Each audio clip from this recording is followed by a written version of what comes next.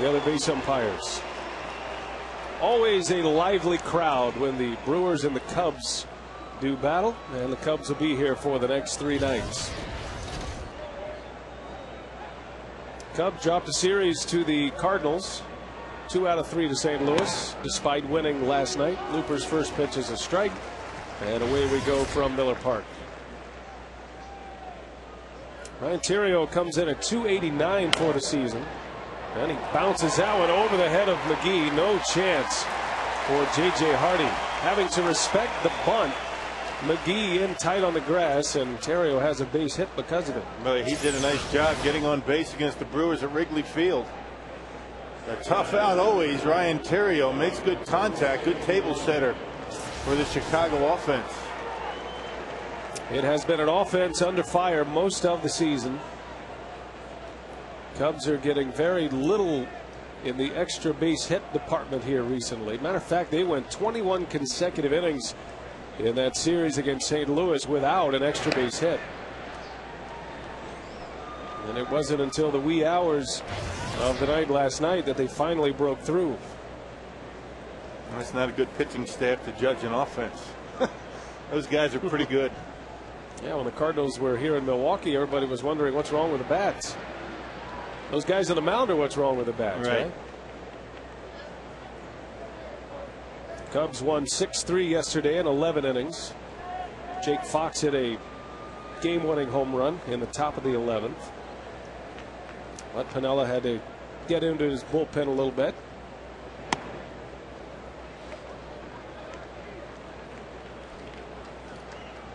Fukudome crashed into the center field wall yesterday in St. Louis.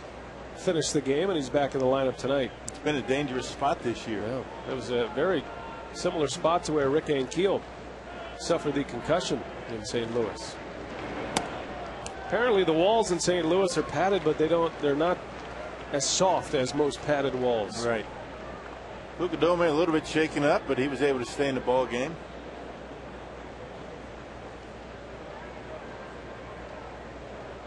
Theriot always a threat to run. 20 bags this year from a team that doesn't do a lot of running typically.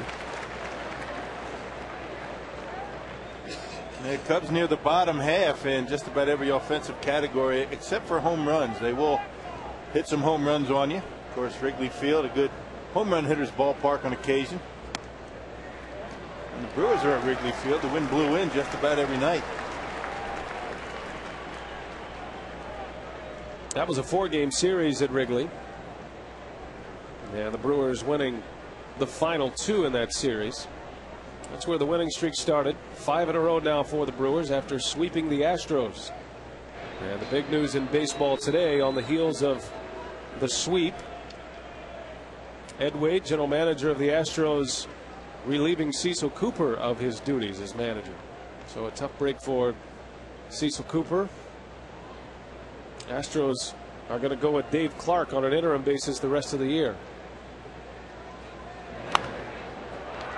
Fukudome off the end of the bat. Long run for Hart, and that falls.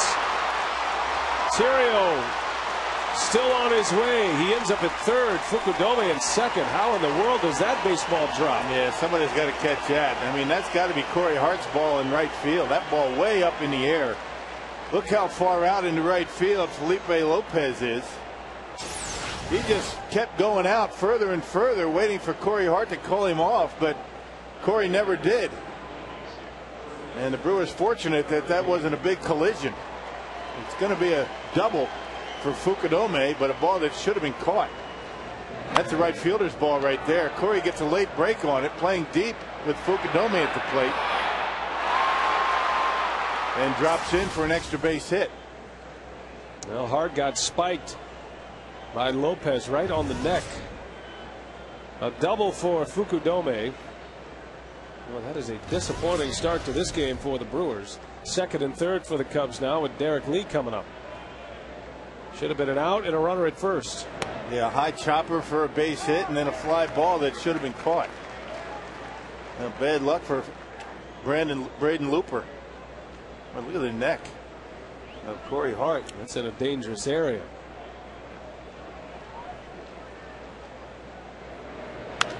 And Lee responds right away with base hit. Fukudome is going to try to score, and he will score. 2 runs are in. Cubs have a quick lead on 3 straight hits. Lead now with 105 runs batted in for the season.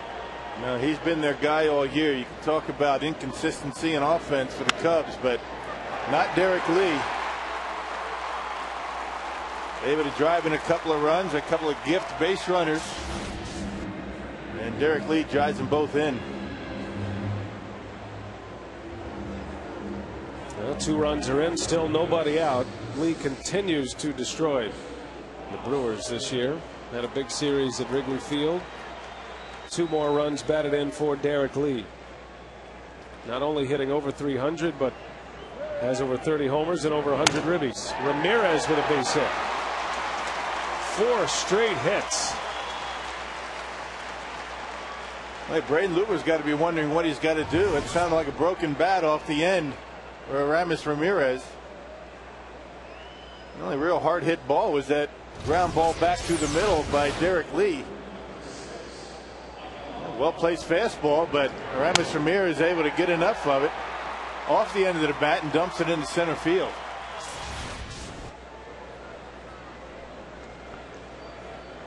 Three singles and a double to start it. And here's Michael Hoffpower.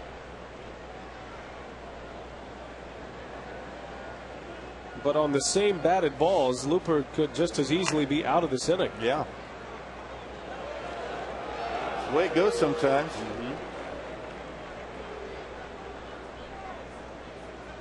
Corey Hart's neck. Boy. That was from the shoe of Felipe Lopez, who had to jump over Hart. Brewers very fortunate that there wasn't a significant injury. A little bouncer. McGee makes a play, and that is out number 1. But it advances the runners.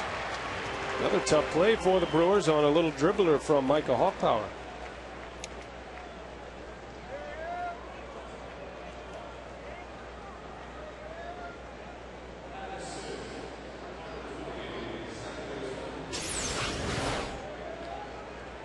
It's a good thing that Corey Hart didn't get actual metal cleat on that neck. Maybe a little bit of a scrape, actually. Didn't look like it drew any blood. Now, middle infielders are in such a vulnerable spot on plays like that. There's another little flare. Fielder in foul territory, can't get it. Cubs are kind of going up there with the idea, just make contact and you'll get a hit. Defensive swing on a first pitch from Braden Looper by Jeff Baker. Jeff Baker in that series against the Brewers at Wrigley Field, everything he hit was the right field. Covers right field very well. That's why you see Corey Hart. Corey Hart shading to the line, just like he's a left-handed pull hitter. Look how close to the line Corey Hart is.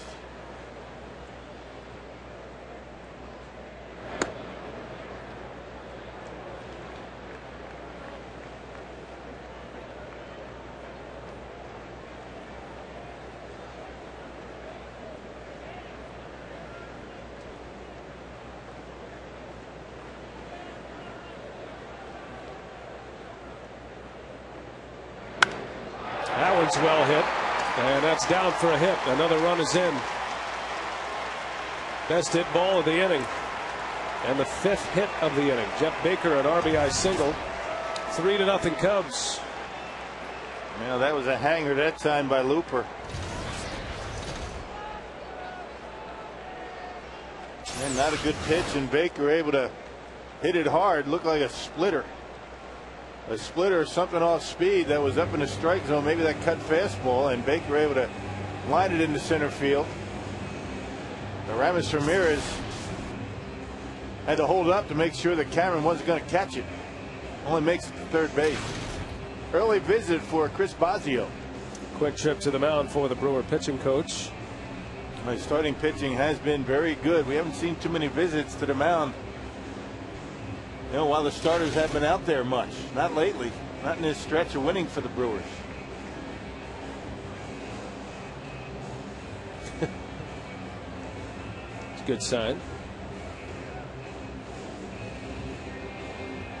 Well, 5 hits for the Cubs.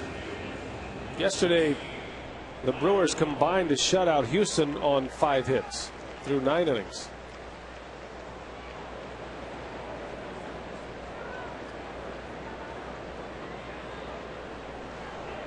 Tyler Colvin making his major league debut here today.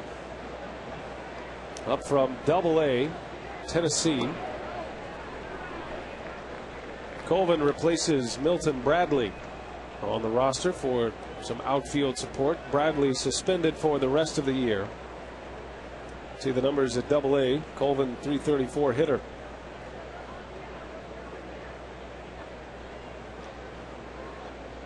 Had Tommy John surgery in the offseason, so he missed the early part of the schedule. Matter of fact, he started the season in Single-A. He was in Daytona to begin the year. Nice jump for him.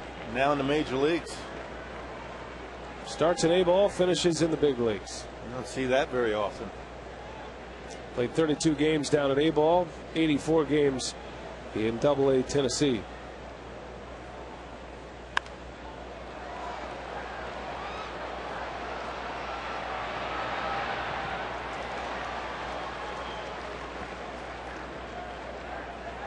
It's one of those things that, not too many people in baseball are surprised as to what happened with Milton Bradley. He's had a history of things like that. Saying things, doing things that, in detriment to the ball club, and finally the Cubs had enough. And he's going to miss the rest of the season. Question is, and it was covered pretty well on the Brewers Live today, what do they do with him now? And who wants him? In the air to left. Braun will make the catch. Tagging is Ramirez, and the throw is going to be late. Ramirez scores. Tyler Colvin's first major league plate appearance turns into an RBI. 4-0 Cubs.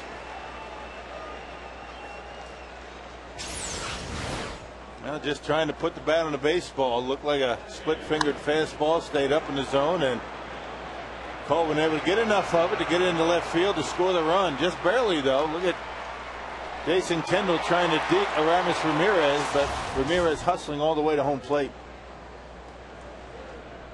Well, a nightmare start for Looper and the Brewers tonight. 5 hits, 4 runs in, 2 outs in the inning now, and Coy Hill, switch hitting catcher, is at the plate. Cubs are on the hook for Bradley for 2 more seasons. He signed a 3-year, $30 million contract, and I suppose there'd be some interest, especially from the American League, on Bradley, especially if the Cubs are going to pick up most of his salary, but who knows what they'll do at this point. Well, it's not the defense that's the problem for Milton Bradley. It's his influence in the clubhouse. He has not really been able to get along. It's sad because he's a pretty good talent. Well, the spot he thrived the best was in Texas, where he could DH. The leg injuries have bothered him. He's been in and out of the starting lineup, and it was Bradley in and out of the lineup that led to some questions about his time in Chicago, and he told the local newspaper that everything was negative in Chicago, and he basically laid it out on the fans. He laid it out on his teammates. He said he understood why the Cubs haven't won in over a century. It's just not a positive environment, he said. He needs a stable, healthy, enjoyable environment. And too many people everywhere with microphones asking the same questions. So that was that for Milton Bradley for the season, and I'm sure it's a big relief in that clubhouse for the Cubs right now. Looper strikes out Hill. The inning is finally over, and the Cubs lead 4-0.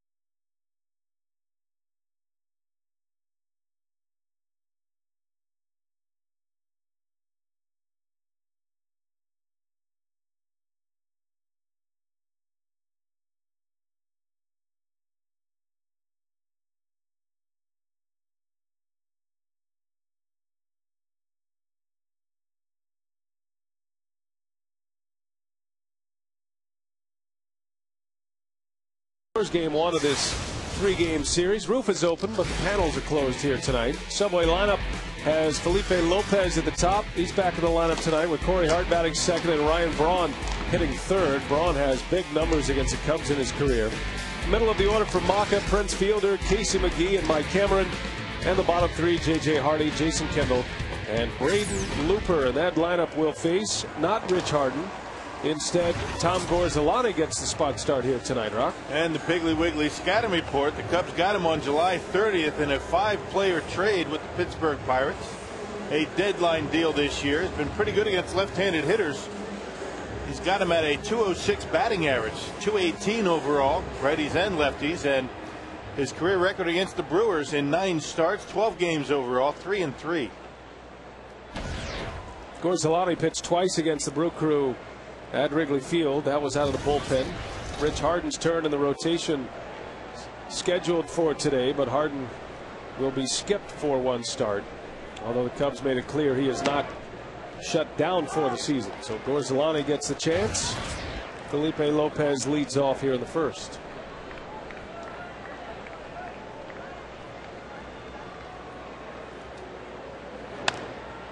Brewers have some work to do tonight, down 4-0 early. 4 runs on 5 hits in the first inning. The quietest 4 runs you could post, I guess, but they all count. And a key play in that first inning, cross up between Corey Hart and Felipe Lopez in shallow right field, really changed the complexion of the inning.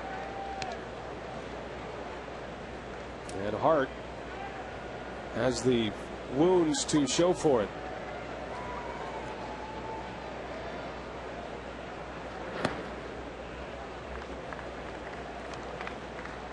They say a cold spoon will take care of that. Try and find one, though. No cold spoon at the ballpark.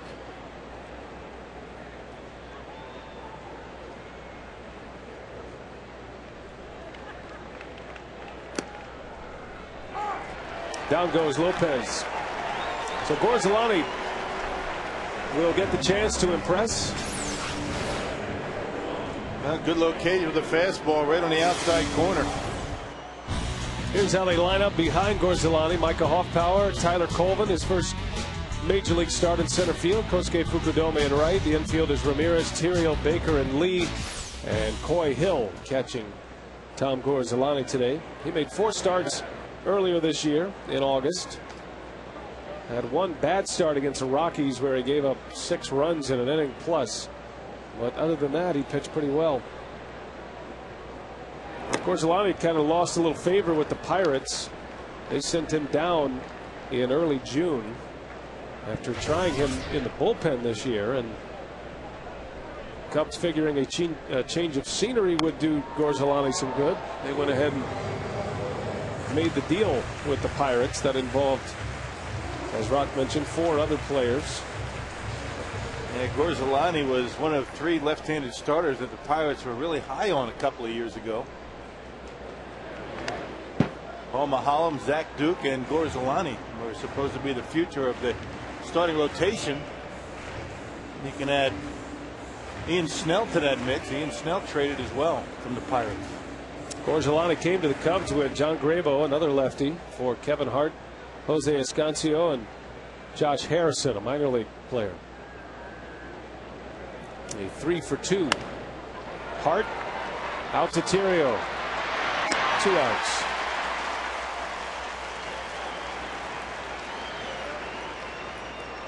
Two up and 2 down for Ryan Braun. Still sitting on 29 home runs. Braun would love to hit 1 more tonight, push over that 30 plateau. Mike Cameron sitting on a milestone as well. He's trying to get to 20 home runs once again. Fielder belted his 40th yesterday afternoon as part of that 6-0 Brewer win.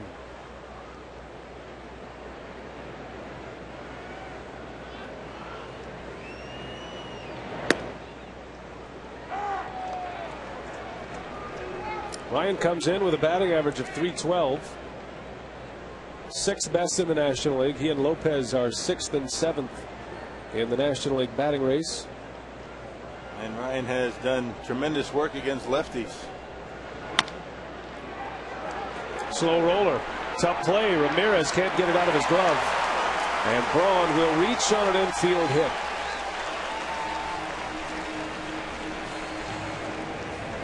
Well, coming in, hitting .417 against left-handers. That's going to go up a bit. The advantage of having some speed, and one of the reasons why it's a little bit easier to hit 300 when you can run.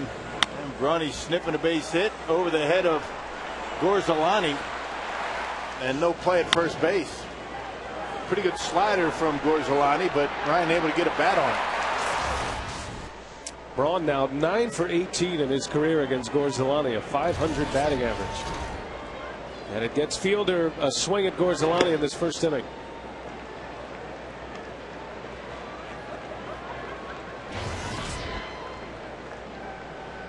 How about the collection of hits we've seen in this game already? Yeah. You just got to hit them where they ain't. Hits that could have easily been outs. Yeah.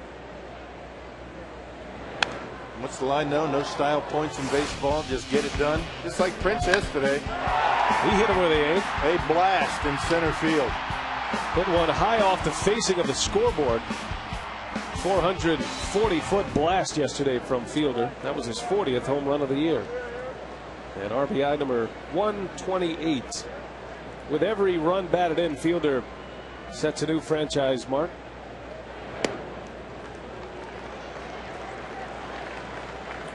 Shift is on for the Cubs. They've got Baker out there in short right. Outfield is straight away and deep, very deep.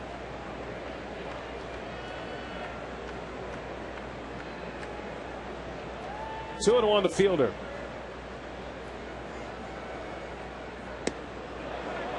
And he goes 2-2. Prince has swung the bat well against left-handers this year. Yeah, he went. Yeah. And 12 home runs for Prince against lefties.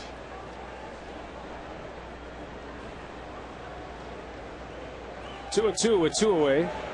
And Fielder is down on strikes. A little slider from Gorzolani and a scoreless first.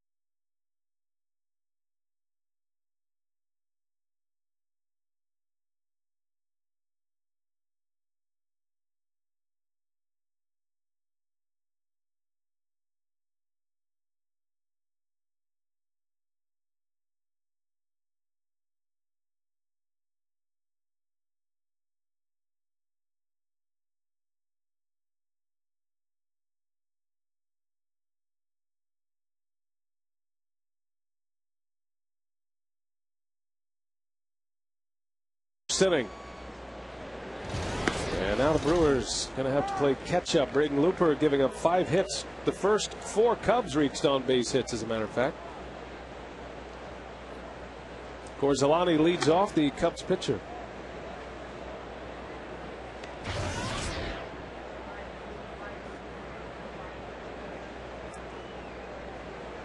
Gorzolani has a couple of hits this year. Always been a pretty good hitting pitcher. wherever he's been, Pittsburgh or Chicago. Matter of fact, he had a couple of hits down in AAA as well this season. 2 for 3 pitching for the Pirates AAA club. Slices that one right to Braun for out number 1. Well, the Cubs scored 4 in the first, and Looper was successful staying off the middle of the bat, but Cubs still managed to score 4 runs on 5 hits. Now 2 hard hit balls, one by Derek Lee and one by Jeff Baker. Driving in 3 of those 4 runs. Sacrifice fly by Colvin. Cubs doing a nice job hitting them where they ain't. Ryan Theriot had an infield hit in the first inning. Was that Casey Stengel that said that? Casey, Yogi, Alexander Cartwright. Theriot rolls out, and 2 up and 2 down. I'm sure Abner Doubleday even said that at some point. Speaking of Abner Doubleday, what is next for Cub outfielder Milton Bradley? Who knows?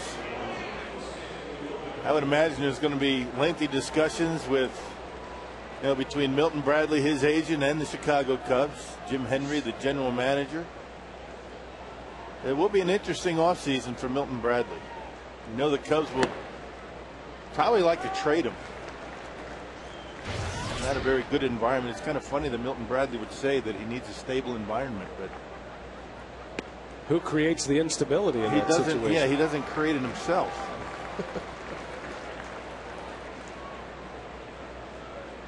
Now the Cubs, no doubt, will be picking up most or all of the salary the rest of the way. So the question is now, do you just eliminate Bradley from the clubhouse scene and hope that there are some takers out there? I would imagine Bradley would have plenty of takers as long as the Cubs are paying the tab. Yeah. He's put up numbers. Somebody take a shot at him for the major league minimum. He was an all-star last year with the Texas Rangers. It's a lot easier to get rid of a guy when he's making major league minimum than he is when he's making $30 million. Take a shot at him. If he calls trouble, you get rid of him. And you got to tip your hat to Jim Hendry. That has to be a tough pill to swallow, but he made the right move for the ball club, according to those who follow this club. Fukudome singles with 2 outs. That one not hit all that hard, but it finds a hole as well. Now the Brewers did a good job against Fukudome at Wrigley Field, but throughout his career, Fukudome has done a nice job against the Brewers. And starting that trend again here with a double and a base hit.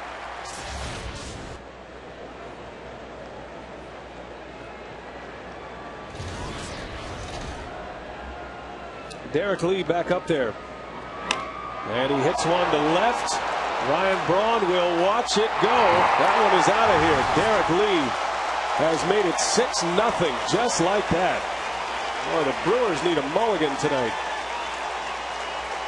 34 home runs for Lee, and now with 4 runs batted in for this game. Well, and he's the guy in this lineup they have to try and pitch around, but Looper has not been in that position. Men all over the bases with Derek Lee. They had first base open in the first inning, but elected to go after him. He drove in a couple of runs, and with 2 outs and a man at first, hits one hard, just sneaks over that left field wall. 6-0 Cubs. No big leaguer has hit more home runs since July 1st than Derek Lee. That's his 23rd. Now Ramirez sends one deep to left center. Cameron looks up. That one's gone. 7-0 Chicago.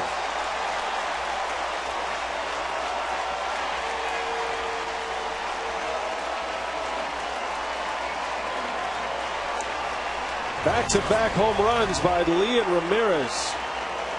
And the Cubs have opened it big and wide here in this second inning. Well, a cut fastball that was outer half, and Ramirez does this as well as anybody. Taking a pitch outer half and being able to pull it and way back in center field.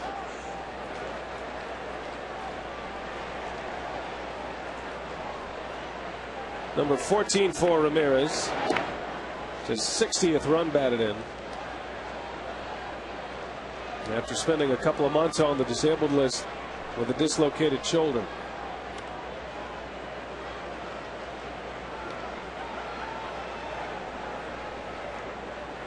Runs have been an issue for the Cubs, especially away from Wrigley Field this season. Third fewest runs scored in the National League on the road this year, averaging just over 3.8 runs per game. Tonight, 7 on the board. Well, we hit the air talking about how good the Brewers have been. Pitching right at the top of that list. They go hand in hand with the wins. It's been a battle early tonight. Power flies out. The Cubs get 3 runs with 2 outs on back-to-back homers from Lee and Ramirez. 7-0.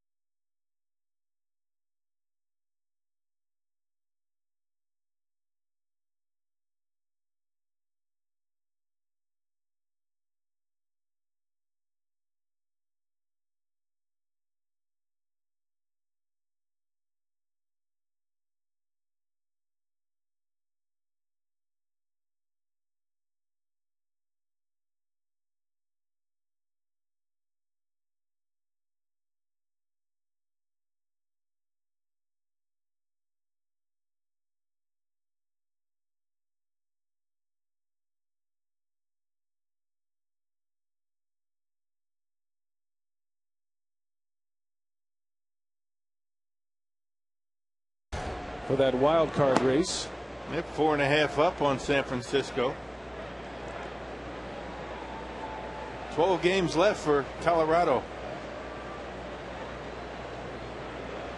Well, if the playoffs began today, Rock always loves when we start sentences with "if the season ended today." Right. But if the season ended today, Rock, and the playoffs began, you would have a Phillies-Rockies matchup and a Dodgers-Cardinals matchup. I don't mind that so much. I don't mind if the season ends today. I just hate that is on a pace for in May.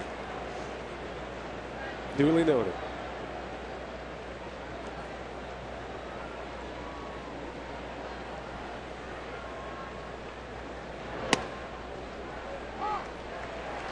McGee down on strikes. Gorslani has pretty good command of that fastball so far. In and out. A control pitcher, not a guy that's going to overpower you. Mixes it up with a slider, occasional change up, but he'll throw a lot of fastballs. And fairly straight. Gorslani from the Chicagoland areas, from Evergreen Park, Illinois. And I think a change of scenery might have done him some good. Frustrated as a Pirate, sent down to AAA. Cameron sends one deep left center. That is well hit, and that ball is gone. Mike Cameron with number 20. The Brewers are on the board. Well, no pitcher in the National League gets more run support than Braden Looper, and that's going to be put to the test here tonight. Well, Mike Cameron Gets a fastball down. That's a pitch he's been driving pretty well. Nice easy swing, drops the head of it on, and gets it out of here in center field, way back. So Mike Cameron, for the 8th time in his career, belting at least 20 home runs in a major league season. Significant power from a center fielder. Cameron's first home run since August 27th when he homered against the Reds. It's been a bit of a drought. Cameron's been sitting on that 19 home run tally. But number 20 here tonight, and the Brewers are on the board in this second inning. Now Ryan just has to hit one more. Everybody be happy. One more for 30 for Ryan Braun.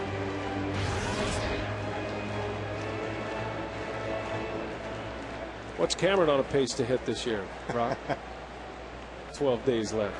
22, 23. Cam hits him in bunches. He gets hot. He can hit a few. It's an old saying in baseball, the media guy doesn't lie. Right. Cameron just about right on his career averages all across the board. Be nice if he and a couple of the Brewers hit a few tonight. Preferably with men on, as Mike Burns begins to get loose. We got Braden Looper's spot in the batting order coming up third now with Hardy at the plate. So if another man gets on, Looper's spot would come up. Hardy is gone. That's the 4th strikeout already for Gorzolani. Second of the inning. He just continues to pump that fastball both in and out to right-handed hitters. This one right on the inside corner. Good pitch. In that Houston series, that inside corner was not being called for a strike. It is here tonight.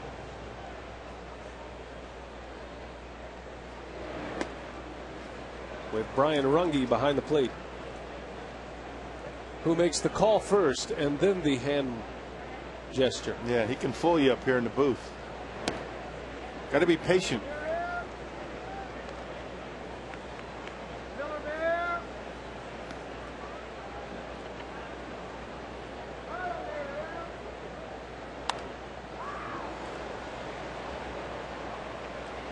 Saw Bruce Fleming before the game today. Speaking of legendary umpires, Bruce came in and suggested to Bill Schroeder that he break out his umpire hat once again.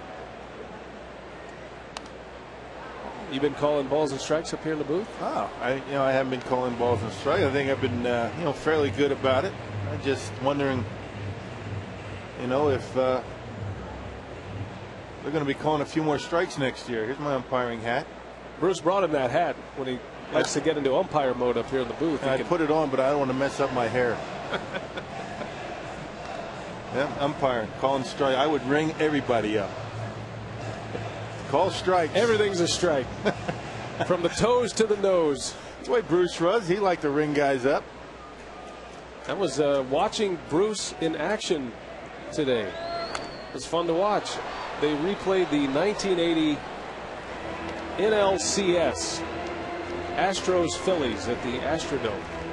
Joe Niekro went 10 innings. He was ringing them up, wasn't he? He had the enthusiastic ring up going. It was beautiful to watch. You're right. What a great guy he is. Bruce Fleming's about due for a post-game instructional, is he not? Yeah. Time's running out here, partner. He has an open invitation to our post-game instruction. Well, he's not just going to show up. We got to. Sometimes he does. That's true.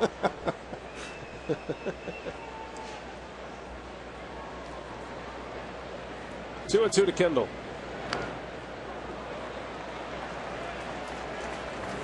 Hanging tough. I guess our favorite on-field instructional for me this year was the no beak me night.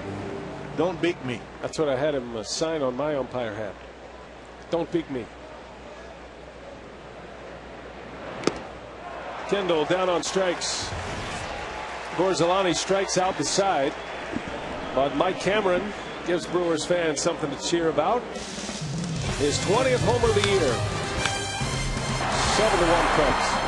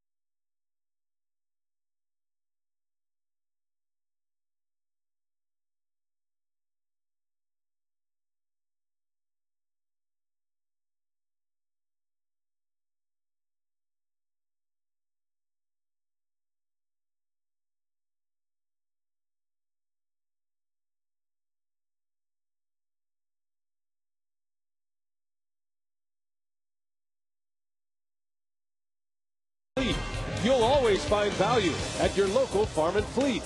By Piggly Wiggly, shop the pig and save. And by Ho Chunk Gaming, Wisconsin. Roof is open at Miller Park. A rough start. Brian Anderson, Bill Schroeder, and a special guest joining us here. Look at this. Watch this. Huh? The real guy. Looks just Doug like you, Melvin's Doug. here. With his bobblehead intact. Did you pose for that? Yeah. Good likeness. They've got the BlackBerry going, and it does look just like you. Well, it makes me look 20 pounds lighter. That's what I like about it.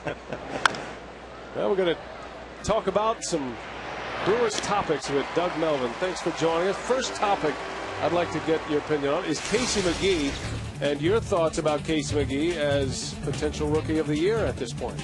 Well, I think he has to be seriously considered. I know that he didn't start out as a regular during the year, but Casey has earned that the right to be out there playing every day as we go down the final 2 weeks, and I think he's had as good a year as any rookie out there from the offensive side. I haven't had a chance to look at the pitchers quite as much, but he's made himself a regular player at an age that maybe he's not. People don't consider him a rookie. You're usually thinking rookies 21, 22, and you know, we talked about it, how Casey Blake came along late in his career, even later than Casey McGee, and became a good big league player. Can you tell us the story of how you acquired Casey? We know the Cubs took him off their roster, but how did you guys get on Casey McGee and know you liked him enough to sign him? Well, he was put on waivers right at the end of the year, and I know I talked to Jim Hendry recently, and Jim said they thought they'd be able to sneak him through waivers at the end of the season. They figure they're going to have some roster issues. They brought him up last year because he's such a hard worker. Been in their organization a number of years, deserved that opportunity. I think he got a double here off CC last year. You know, and we saw him a few games playing against us. He played a lot against our Nashville club, and we had scouts that said that he'd have a chance to play in the big leagues. I don't think we thought that he would be doing what he's doing right now, but we thought that Billy Hall was at third base for us at the start of the year, and we thought that, you know, Casey would be a guy that you know, if Billy didn't start hitting and that, he'd be a guy we could have at AAA or here at the big leagues as an extra player. We also didn't know that he would be able to play some second base like he did. Tyler Colvin just coming up with his first major league hit in his first big league start. Yeah, talk about, Doug, the decision to you know, shut Yovani Gallardo down. What went into that decision? Well, you know, I think Giovanni's still throwing the ball pretty well. He's his mechanics are good. You know what happens? Sometimes you get almost too much information in this game, and sometimes bounces off Looper, recovers, and it's not in time to get Coy Hill. Close play at first. And there was a lot of you know, statistics kept. Their 3,000 pitch mark, and there was a number of young pitchers that once they got to that 3,000 pitch mark, a lot of them ended up having arm problems the following year, some surgery the following year. You know, Edison Volquez with the Reds, Scott Kazmir, another young pitcher during their career. And the thing that was different from those pitchers and Yovani was Yovani didn't pitch last year, very little. So we took a look at the statistics and said, hey, let's be more careful and cautious over this thing. I still think that Yovani could still be pitching in some sense, but it doesn't make any sense to push it. He's up to 3,300 pitches. And like I said, mechanically, he's not really a max effort guy, so I think he could pitch a little bit more. We maybe could have considered 3 more starts, just keep him at 70 pitches each start, but we said this is enough, and we shut him down at this point. And what is your mindset right now as the Brewers finish off the regular season? You know, a couple of weeks left. What are you looking at right now in the field? Well, we still want to try to win ball games. It's about winning games, and we're still trying to you know, take a look at some players. You know, September you don't really get enough a look at some of the younger guys as you think, unless you feel yourself you're completely not so much out of the race, but just out of playing good baseball. And I consider having a successful season, if you're not going to go to postseason, you still want to end on a good note. I'm not as much into saying we need to look at a lot of players because we've seen a lot of players pitch or play at the AAA level. Come up here, get a little bit of the environment of the big league level, the workouts of the big league, see how the managers, the coaches operate, and they'll get in some games and that, but they don't get to play as much. And to play one game and not play 4 games, does that give you a good read on these players? We have to have a good read even before they come here, a good enough read that we saw them come up here. So, we've seen Escobar. He's had his moments. He's played very well. We'd like to get a few more pitchers in there. You might get a chance to see Josh Butler, John Axford pitch a little bit. But we're still trying to win ball games. I think that's still important for our franchise. And also, I still think it's important for the 3 million people that came out here for the last 2 years. It's not like we're going to draw 1.4 million and we have 10,000 people each night. Right. We want to try to put a good club out there and try to win ball games. Little bouncer to McGee. Casey takes care of Ryan Theriot. Doug, always great to catch up with you. Thanks for being with us.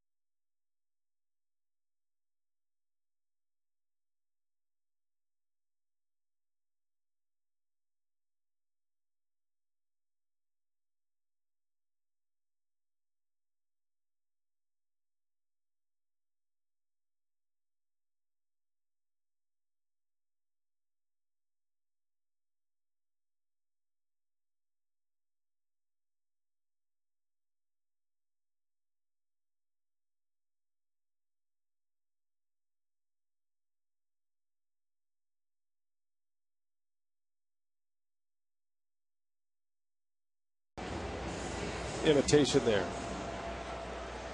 Back at Miller Park, the Brewers and the Cubs as we head to the bottom of the third. Brian Anderson with Bill Schroeder and Doug Melvin, Brewers general manager, joins us here for another half inning. And we certainly want to kind of put the bow on this year, but we also want to look ahead to next season. And obviously pitching is going to be what you're after, but you're not alone in that regard. Every general manager in baseball is going to be going after pitching. What's the free agent pitching market look like in your opinion? Well, my 13 years as a general manager, every year it's the same thing. You're trying to build your pitching staff or add pitching and that. And like you said, all these other teams are looking for the same. So, you just have to look at the free agent list. And, there's people out there. John Lackey's a free agent. Doug Davis is a free agent. Washburn's a free agent. John Garland's got a chance to be a free agent. He has an option. But so there's a group of pitchers out there. A lot of teams signed up some young pitchers. And there's going to be pitchers that'll be available that are making some money, and teams are going to look to try to maybe pare down their payroll. But you're going to take on a pitcher that's making some money, and maybe his performance doesn't match his salary, but you might have to work out a deal with that. So, you're always looking at that too, and then you got to hope that some of the pitchers you have here come back and can perform, and that I still have a lot of confidence in some of the guys that are here in that. So it's a tough thing to find. Pitching is very difficult to find, and I know last year some of the free agents that were out there haven't had the success people had hoped for.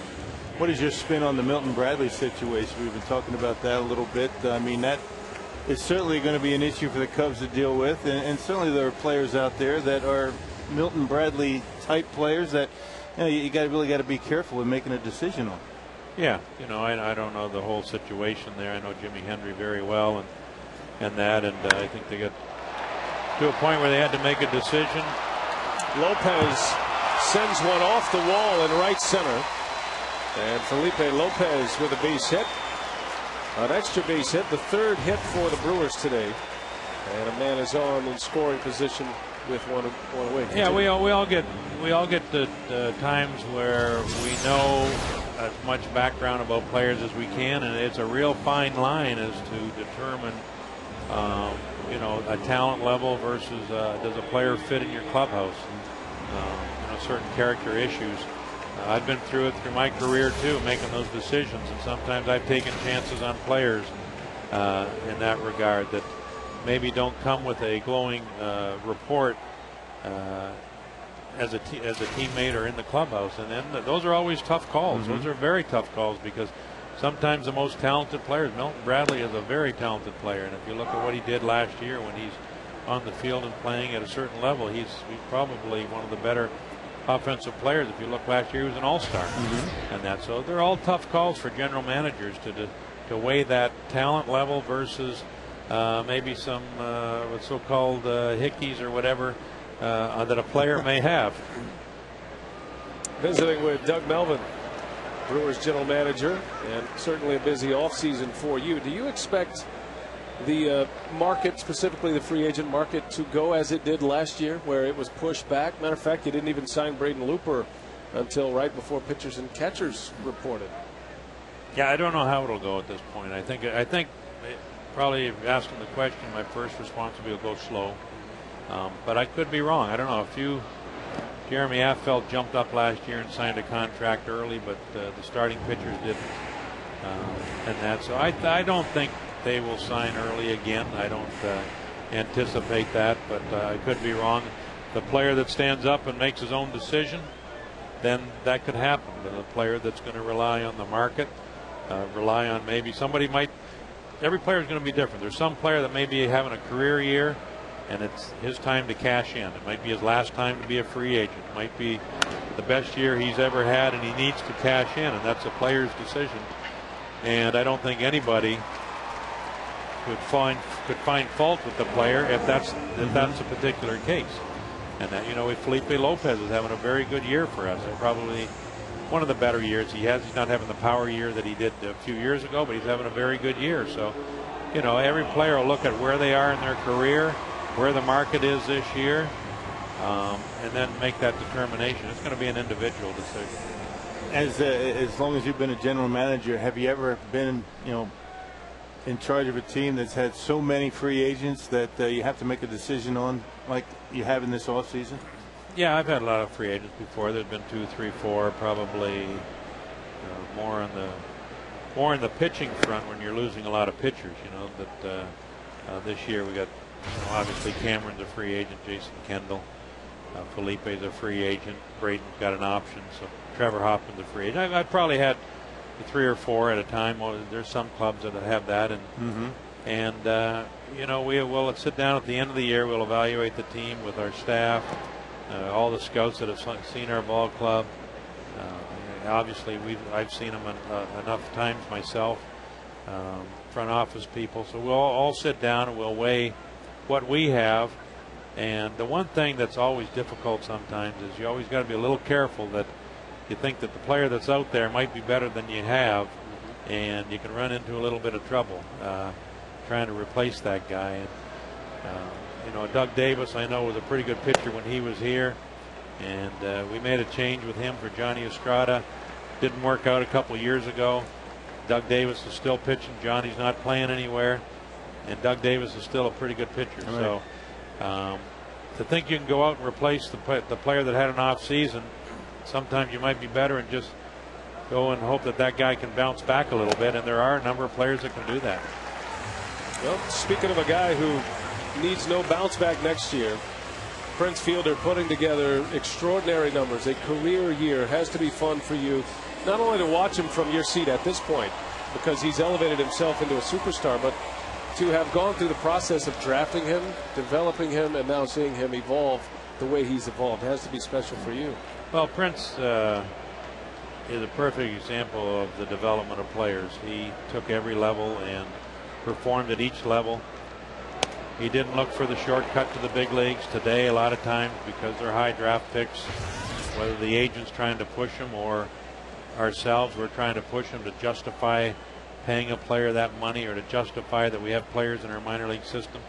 Prince was on the right path. He spent time at every level, at single A level, at double A, at triple A, came to the big leagues, and for that reason he's having success. Well, he flies out to left. That retires the side. Doug, thanks a lot. We appreciate your time today. Thank you. That's Doug Melvin, Brewers general manager.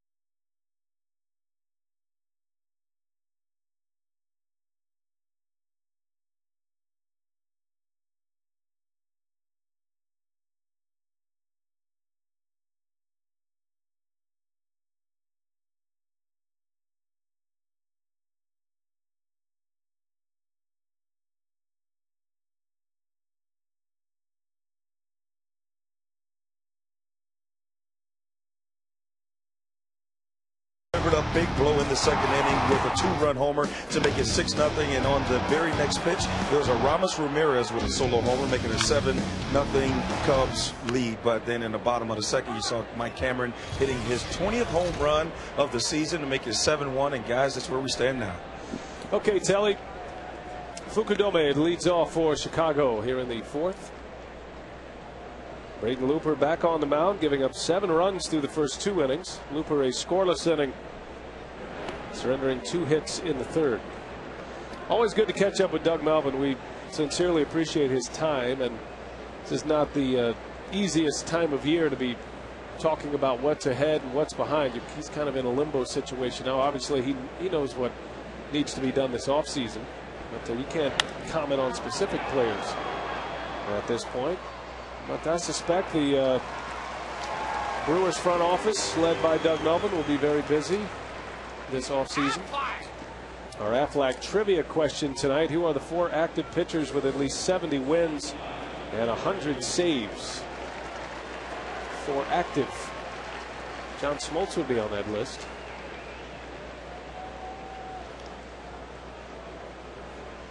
Doug makes a good point about being patient with players, though. One down year does not mean a down career. And I think that is the lesson to be learned, especially here in Milwaukee. Man, you just can't give up on players because, as you mentioned, they just seem to be struggling a little bit. J.J. Hardy, not the first player in Major League history to be an all-star and have a tough season. J.J.'s going to bounce back nicely.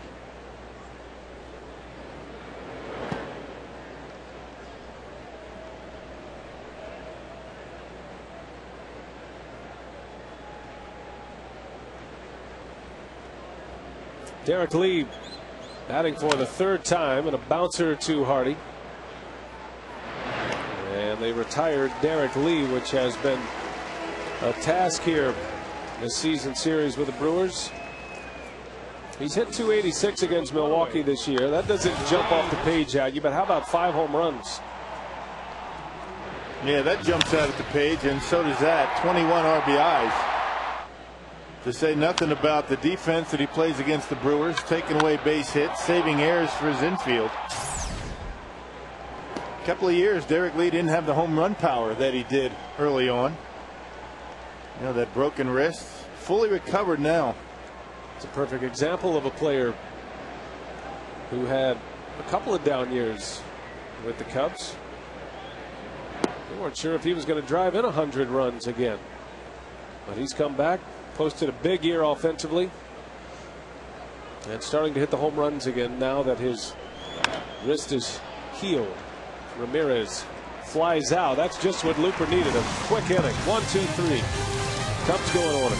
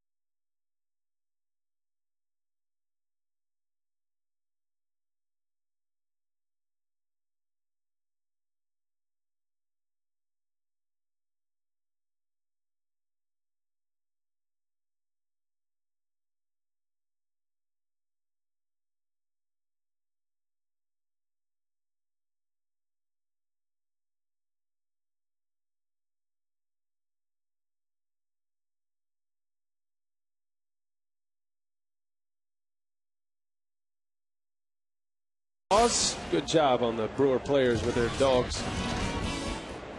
Good photographs. Casey McGee leads off 7-1. The Brewers trailing the Cubs.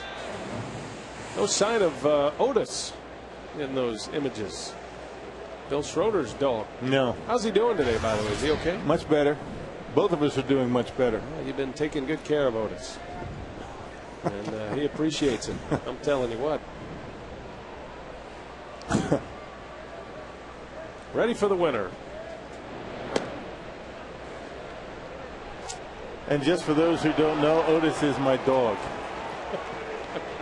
And for such a large man like you, you have such a small dog. Yeah, miniature dachshund, you betcha. He's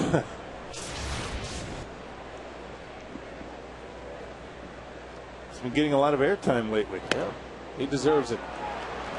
Watches every night as McGee goes down on strikes. How about Gorzolani with 7 strikeouts already? He just continues to pound that strike zone with the fastball. Aflac Trivia, who are the 4 active pitchers with at least 70 wins and 100 saves.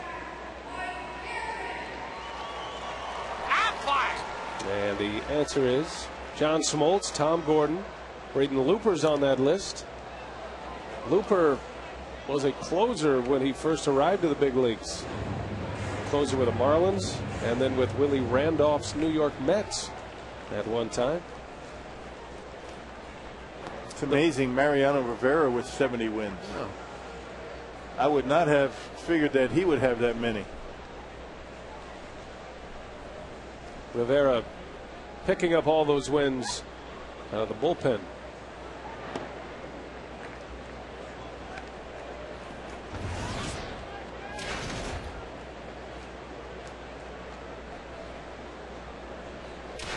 Yankees look like they're headed back to the postseason. Cameron launches one. This is way out of here.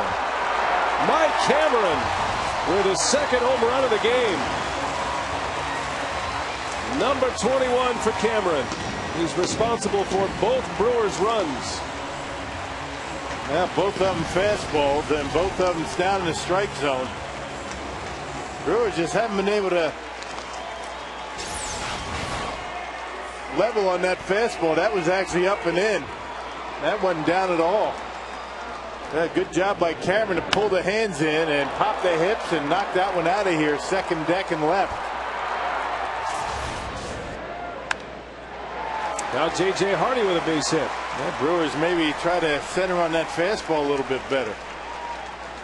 Gorzelani throwing a lot of them. He hasn't been trying to trick the Brewers. He's just had pretty good location.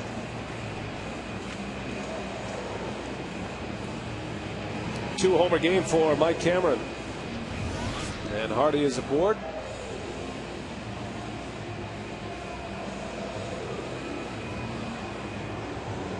Gorzelani making his 5th start as a Cub this year, filling in for Rich Harden.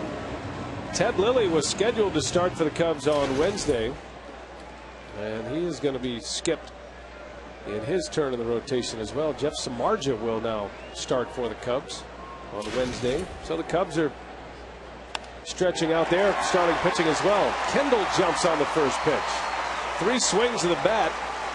The Brewers have a run in and 2 on with 1 away. Now realizing that they're going to get a fastball to hit, yeah, why waste it?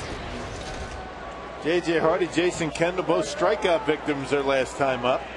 Looking fastball first pitch. Getting fastball, that one right down the middle, just like the one J.J. hit into center field. Why let it go by if it's right down the middle? Well, with a scoring chance in front of him, Ken Maka is going to remove Braden Looper from the game. Rough night for Looper. 4 innings, 7 runs on 10 Cub hits. And Jason Bourgeois will come on to pinch hit. So Bourgeois hitting for Looper. 2 on with 1 away. See if Bourgeois can cash in for the Crew.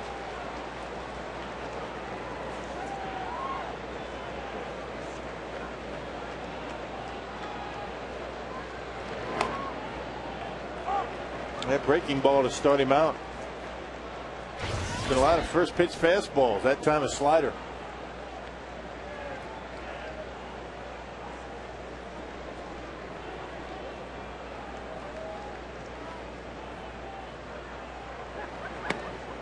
Well, a key hitter here for the Brewers. They're going to come back in this game. This is a big spot.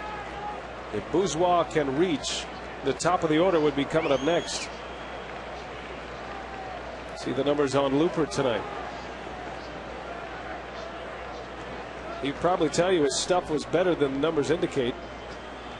But Looper running into trouble in the second inning with back-to-back home runs from Derek Lee and Aramis Ramirez.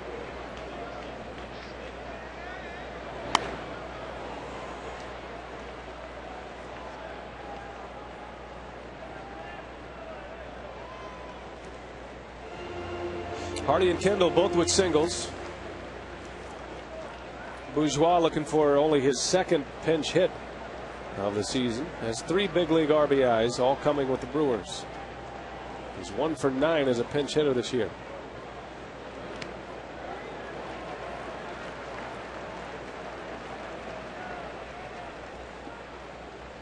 Bourgeois has speed to burn. If he hits one in a gap or down a line, it's fun to watch him run. Cubs are giving Bourgeois a big gap in left center. And down he goes. Gorzelani went back to the fastball. Picks up his 8th strikeout. And right down the middle of the plate. Bourgeois looking slider. Check that one out. It was high enough. It was right down the heart of the plate. Plenty high enough. Tough pitch to take with 2 strikes. Gorzelani is tied a season high for strikeouts and is 1 away from a career high. 8 punch outs. Here's Lopez with 2 away.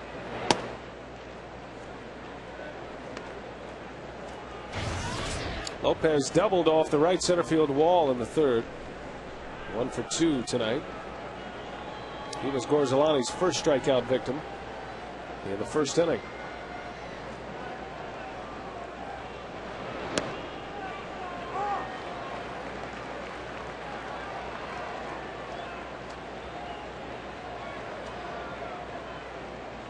Corey Hart would be next with Felipe Lopez's footprint on his neck.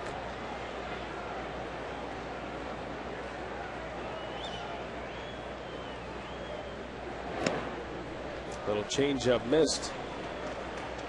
Starting to mix it up a little bit more now. Well, if it ain't broke, don't fix it, right? He was getting a lot of mileage out of the fastball, but now it appears that the Brewers are getting better swings. Starting to mix it up.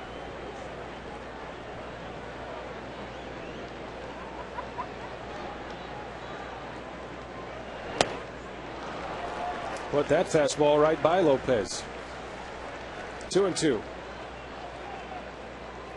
Gorzelani, in his previous 4 starts for the Cubs, pitched well in 3 of them. Had a bad start against the Rockies on August 10th, but had his big strikeout game against the Pirates on the 15th of August, the very next start.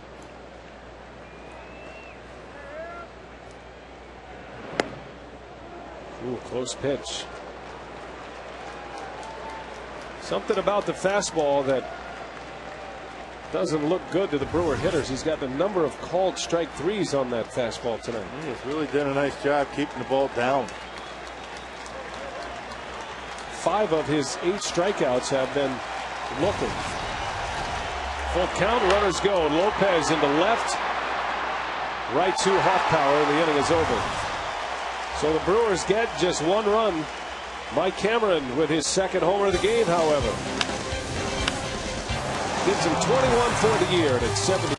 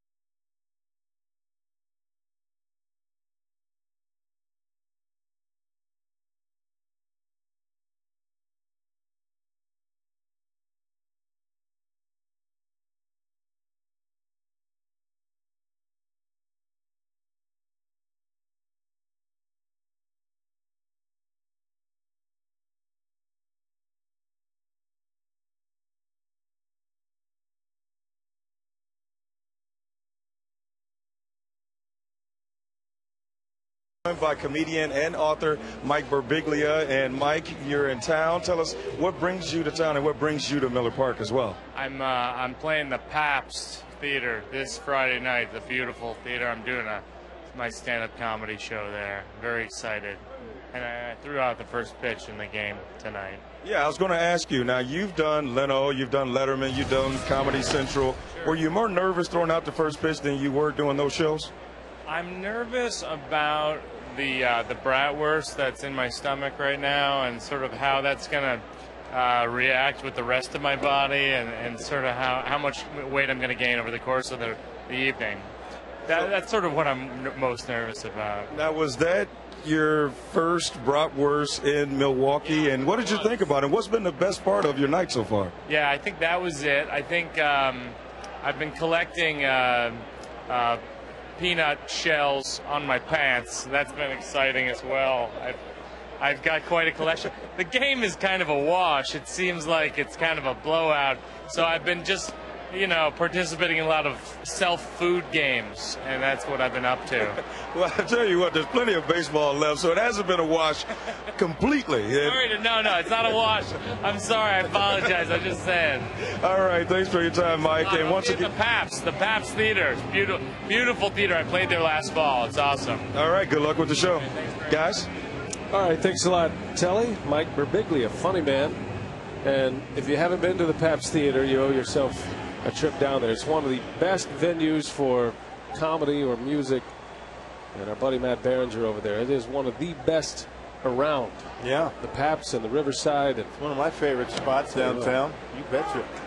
So good luck to Mike. He sounds like a funny guy. He's a comedian, huh? Kind of had the Stephen Wright thing going on there. I would imagine he's going to put on a good show. The intimate setting of the Pabst Theater. You ever been to a live comedy show? All the time. I love it. Yeah. When we used to troll through the Texas League back in the day, when Matt Maskersian, your former partner, right, he used to do comedy. Yeah. And we'd go see him after games. He did a lot of it on our shows. Right. I'm talking about the comedy that he didn't, he did in front of a stand-up microphone. Right. Stuff you can't say on TV. Exactly. He did that too. Come out to Miller Park, fans, for a fan appreciation night on September 26th as the Brewers take on the Phillies at 6:05. For tickets, call 414-902-4000 or go to brewers.com.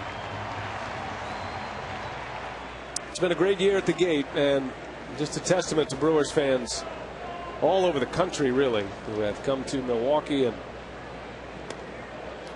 come to this beautiful venue, Miller Park. One of the best in all of baseball. Yes, it is. We're not biased at all. No, that is a fair judgment. We've been to them all. One of the friendliest places you could ever be.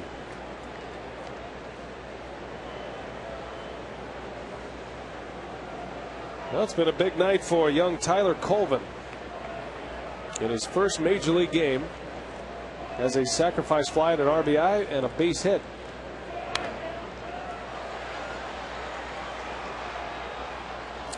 Colvin had to be thrilled to get the call, and I'm sure it was unexpected. When Milton Bradley was suspended, the Cubs called Colvin. His season has been over for a couple of weeks now. His AA ball club in Tennessee, they went to the postseason with the Cubs. Matter of fact, the Cubs AA club that Colvin was with knocked the Brewers AA team out of the postseason, the Huntsville team. Our buddy Brett Pollock is here tonight from the Huntsville Stars, a fine broadcaster. Brett was telling us that Colvin played all over the outfield this year, but he was one of the top players in the league. Man, his numbers look pretty good.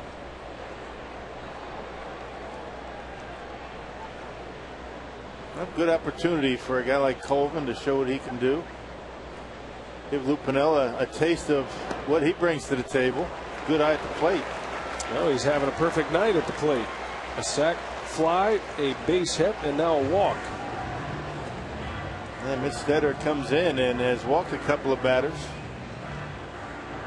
Been a lot of work for Mitch Stetter this year. 68th appearance. Only Todd Coffey has appeared in more games for Milwaukee.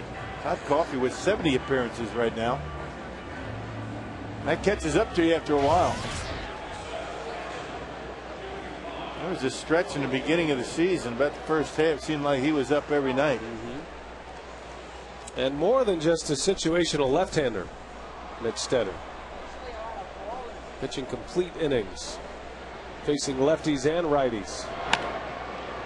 Hardy lays out, makes a great catch for out number 2. The runners hold their ground, but J.J. Hardy, an outstanding diving catch to retire Coy Hill. Well, balls like that have seemed to be able to find center field or into the outfield for the Cubs so far. But J.J. Hardy, nice diving catch. Our Mercedes-Benz Class A attention assist of the game, J.J. Hardy, on a line drive off the bat of Coy Hill.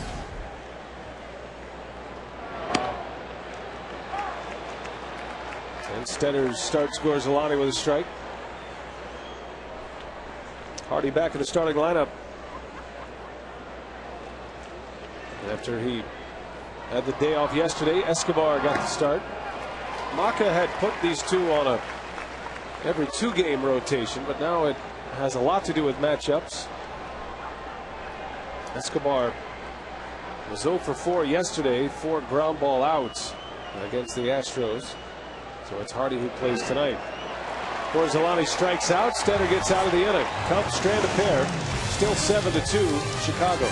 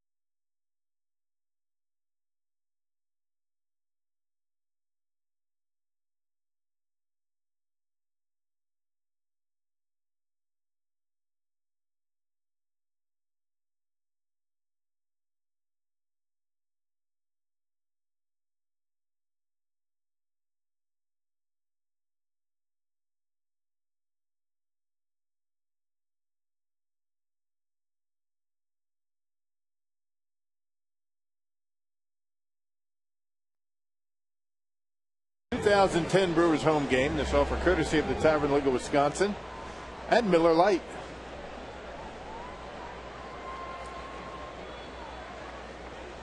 Santa can be a Cubs fan, can he? Not in my house. That must be a guy dressed as Santa. Just a regular guy. Don't worry, kids. It's going to be all right. There is a Santa. That is an imposter. There is a Santa, but that's not him. That's not him.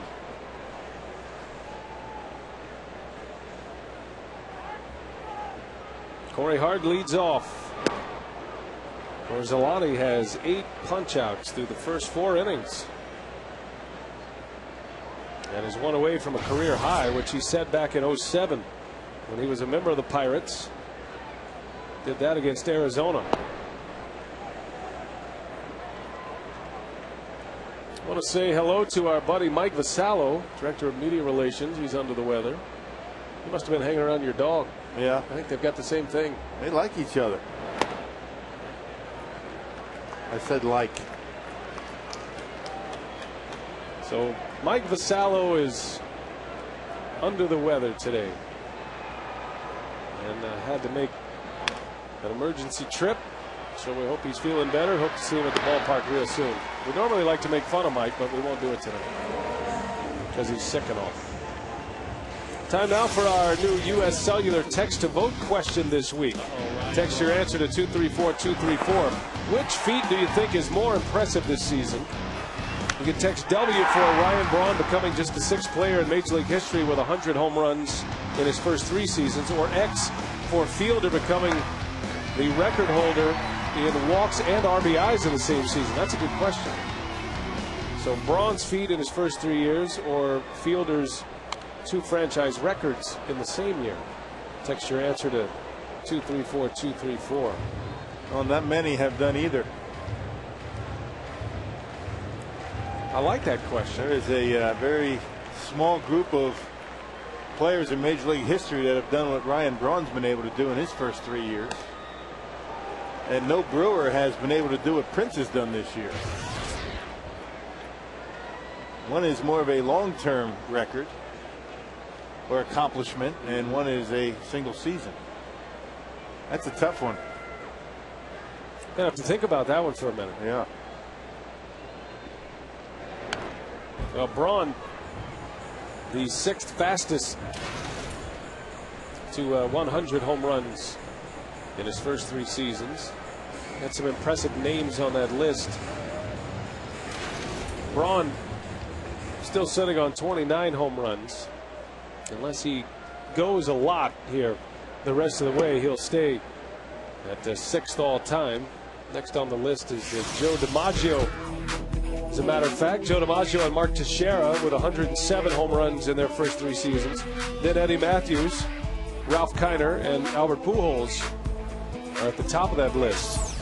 And those are all high-powered names, and you would think Hall of Fame names, even the guys still in the league, like Mark Teixeira.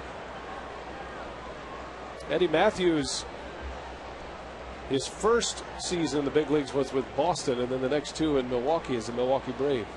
So there's the tie-in between Braun and Matthews. And Dusty Baker was saying earlier this year, the Reds manager, that what the Brewers have here in Braun and Fielder is a modern-day duo. If you go back to Milwaukee 50 years ago, and what they had as the Milwaukee Braves with Eddie Matthews and Hank Aaron. That's saying a lot. That is high praise from Dusty Baker. The only one hammering Hank. Braun strikes out. Strikeout number 9 for Gorzolani. 2 outs in the inning. Yeah, good changeup from Gorzolani that time. Down off the outside corner. Then you see the grip, fingers wrapped around the baseball, and chokes it off, just cuts down the velocity. Throws it like a fastball. Fielder gets jammed in a pop-up. Ramirez makes the play. 3 up, 3 down. The Brewers in order. We go to the 6th from Miller Park.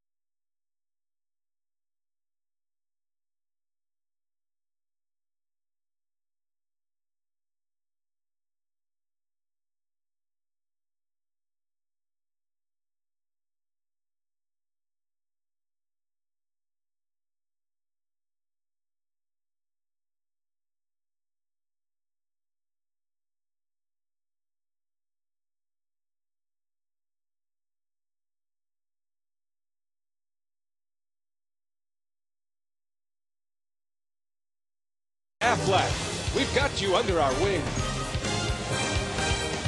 And this copyrighted telecast is presented by authority of the Brewers and may not be reproduced or retransmitted in any form. And the accounts and descriptions of this game may not be disseminated without express written consent of the Brewers. Seth McClung returning to the active roster and on the mound as we head to the 6th and on the disabled list with an elbow injury for over a month. Well, since the end of July. July 25th with a sprained right elbow. And I would imagine Seth McClung very happy to be back out there on the mound. One of the goals he set for himself is to be able to get out there and pitch before the end of the season to show the Brewers that he's going to be all right. Breaking ball from McClung popped up. And Mike Cameron will make the play for out number 1. McClung has already had Tommy John surgery on his elbow, the ligament replacement surgery, and it is very tough, as Chris Capuano can attest, to come back from a second Tommy John. So I think McClung very relieved that he's able to get back on the mound and continue to pitch. He's been throwing in simulated games. Had one in Arizona, then went down to extended spring training, or actually instructional league in Arizona, and pitched in a simulated game down there.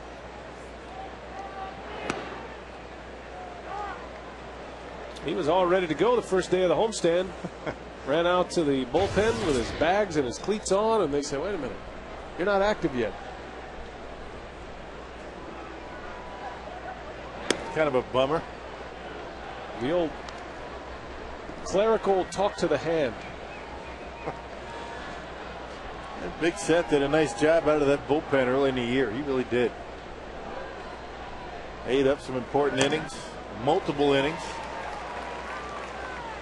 Well, he had some monster innings for the Brewers last year when he got some big outs, and some of his best work came against the Chicago Cubs down the stretch a season ago. Tried him as a starting pitcher, and that's where some of the elbow issues came about. He likes the role as a starting pitcher. He likes the continuity of it and the routine of starting, but with his kind of arm and his presence, I mean, he's 6'6". You feel like the bullpen is probably where he is best served at this point. Yeah, his best 2 pitches are that high riding fastball and a curveball. And 2 pitches that are best suited for coming out of the bullpen and getting through a line of ones. It was 2 seaming pitches, trying to come up with a changeup. Started throwing a slider and had a tough time as a starter. If you're not max effort, and that's what Seth is out of the bullpen, it becomes tough for pitchers to make that adjustment.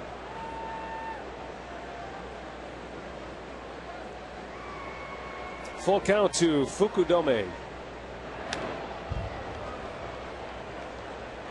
McClung completely overhauled his mechanics a season ago. He used to have a pretty violent windup in delivery. He'd take the glove over the head and fall off the mound toward the first base side upon release.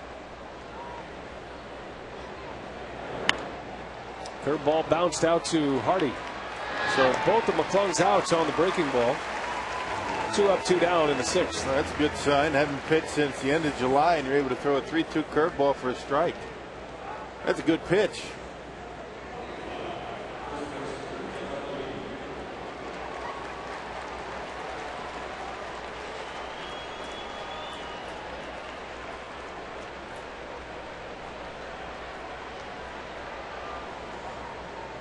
Here's Derek Lee. Spun another one up there. And a swing and a miss from Lee.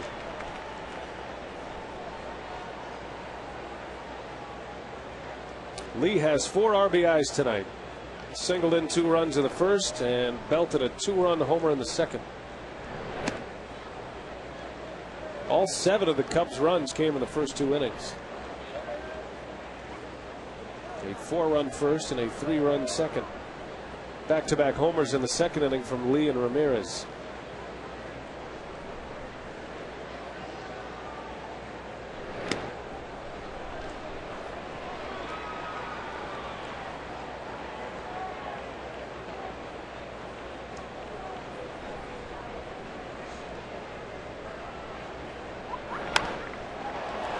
into right center. That is well hit, slicing away from Cameron. He lays out, can't get it. And it's going to be an extra base hit for Derek Lee. He is now a triple away from the cycle. As a single, a home run, and now a double tonight. And it covers both sides of the plate pretty well. That was a slider that stayed up in the strike zone. McClung tried to get it away, stayed right down the middle of the plate. And even though it sounded as though Lee got that one down in the trademark just a little bit, he hit it a long way. And Mike Cameron making a nice diving effort, still able to get up and keep Derek Lee at second base. That ball down in the trademark a bit. I mean, that's not the sweet spot, certainly, as I get the arrow. Somebody messing with my telestrator? I was in there earlier. Sorry about that. Well, Cameron, how about the effort laying out in this kind of game at this time of year? And something in his eye. He landed on that cinder warning track. It's one thing to lay out in the grass. It's another thing to lay out on the track. Yeah, look where he started. He started out toward left center. Went a long way, took a nice angle, and got a face full of warning track. And Dan Wright, the assistant athletic trainer, going out there to give him some drops, clean his eyes out.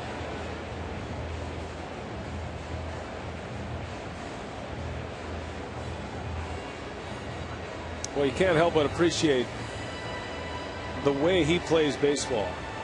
Mike Cameron always hustling, and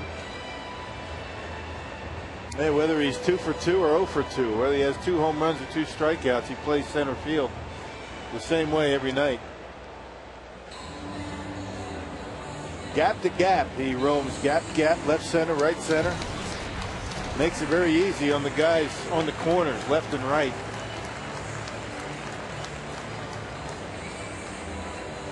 I'm still amazed at how far Derek Lee hit that baseball. He got that one down on the handle just a bit, down on the trademark, not on the sweet spot, and still drove it a pretty long way into right center. There's young Josh Butler ready to make his big league debut.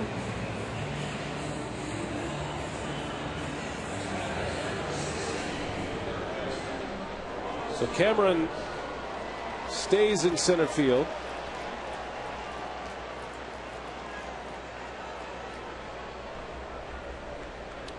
Butler's got a similar look to Eric Gagne, and even back a couple of more years, the Derek Turnbow kind of look. Got the hair working, no goggles. He's got some big league style for a guy coming up from Double-A. Yeah, they say he's got a big leg arm. Been a while. He hadn't pitched in a while. Everybody anxious to see what he could do.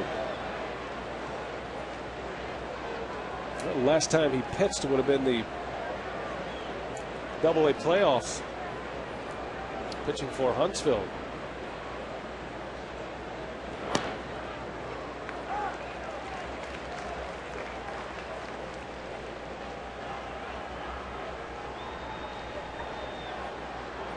Two balls and a strike on a Ramos Ramirez. Seth McClung trying to get through the sixth.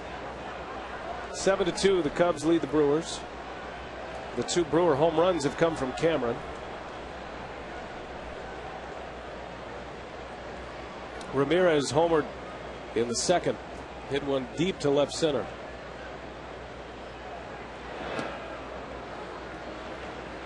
Had a little better tilt on that slider that time, going down as it got to home plate.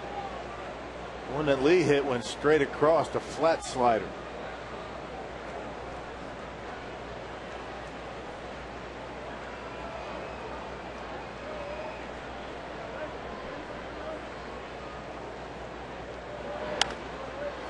Off the end of the bat.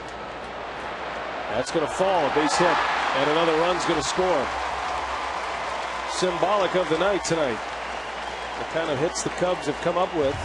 They've had their fair share of hard hit balls as well, but 12 hits now as Ramirez goes right off the end of the bat for a single and an RBI. Yeah, and Ramos Ramirez has 2 of them. Both of them off the end of the bat, both of them in center field. This one lost triangle between 3 fielders, and another run comes across. Well, after 2 outs and nobody on, back-to-back hits, and the Cubs have another run. 8-2 Chicago.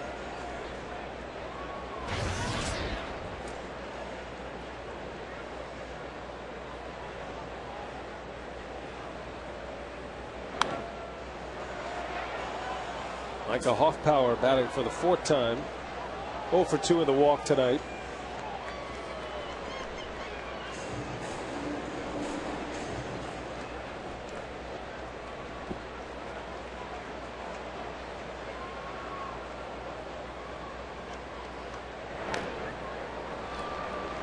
This is one of the few nights you come to Miller Park and you see the roof open and the panels closed.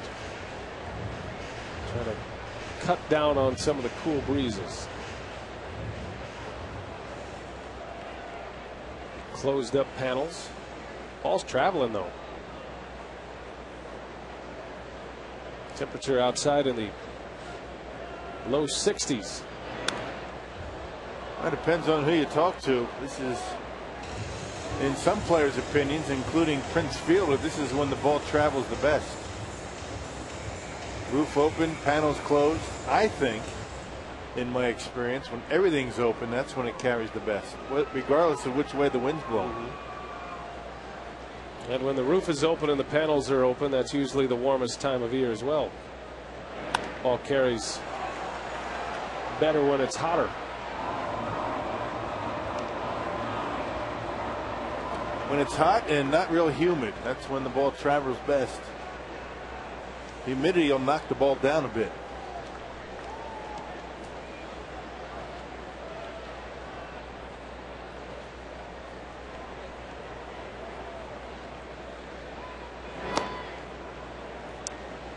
Two and two on Hoffpower.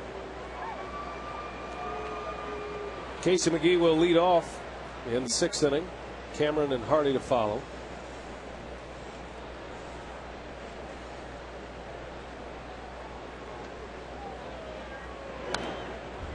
Hoffpower hanging tough.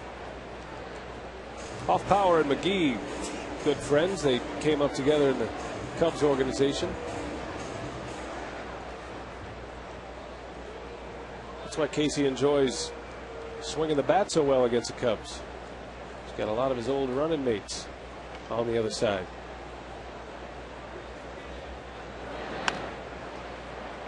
There's Prince. And the inning is over. The Cubs score a run.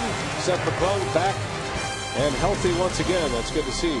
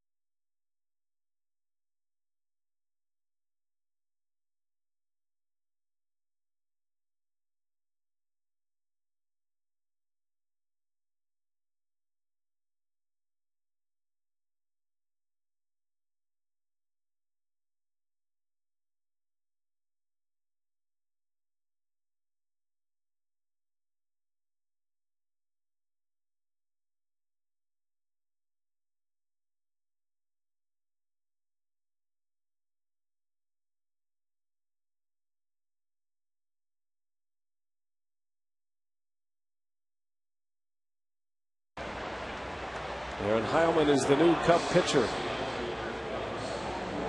Well, his 66th appearance for Aaron Heilman.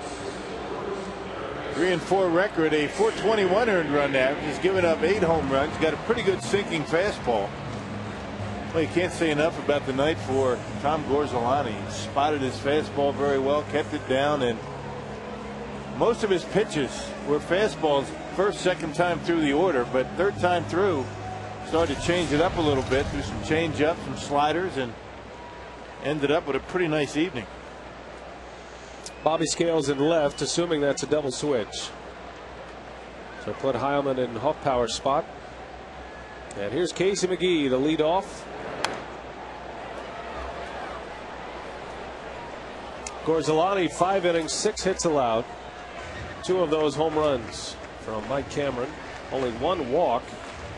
The lone walk he gave up was against Ryan Braun in the 3rd inning, and 9 strikeouts. Ties a career high that he set back in August of '07 against the Diamondbacks when Gorzolani was a member of the Pirates.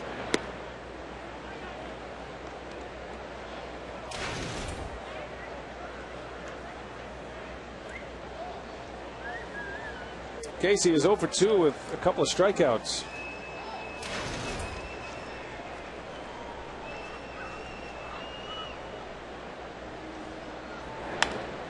Serves that one into center field, a base hit. Boy, he's just a good hitter. And McGee, a leadoff base runner against Heilman, and here comes Mike Cameron. 2 homers today. The last time he homered twice in a game was on Roberto Clemente Day. His first homer here tonight was deep into left center, and then he pulled the next one in the 4th inning. Couldn't sneak the fastball by Cameron tonight. Beg your pardon, his last multi-homer game was Jackie Robinson Day. So Cameron, multi-homer game back in April. Might as well make it 3. Why not?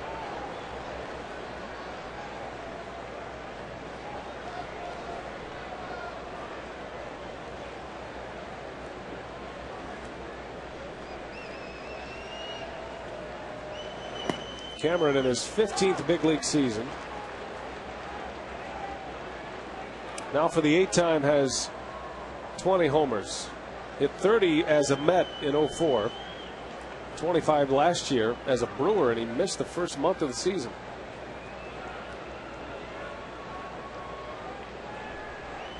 And he's one of those free agents that Doug Milne was talking about when he was up here. We were talking to him early in the game. Decision time for Cameron, whether the Brewers are going to have him back in center field or not. Cam wants to stay. I think just about all the free agents want to stay. They like it here. Why wouldn't you? Yeah, Trevor Hoffman saying he wants to stay. Doug Melvin saying he wants Trevor Hoffman to stay. Same with Mike Cameron. But there's just one small matter to work out before the want-tos turned into the get-tos. Yeah, how much is it going to take? Show me the money, right?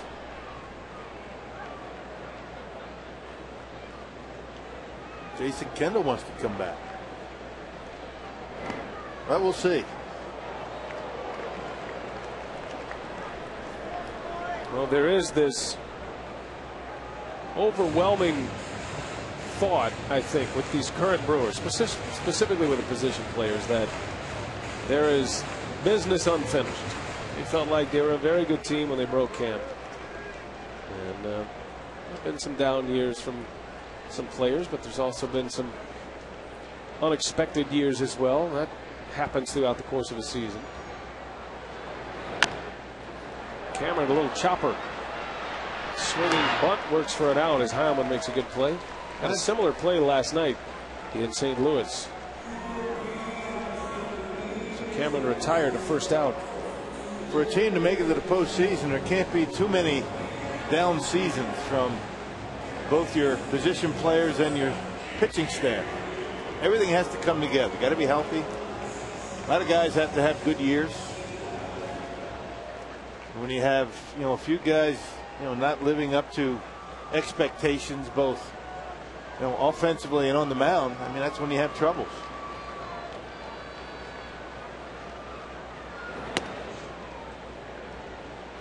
But no matter where you look, and you can point to a lot of different areas, the bottom line is pitching.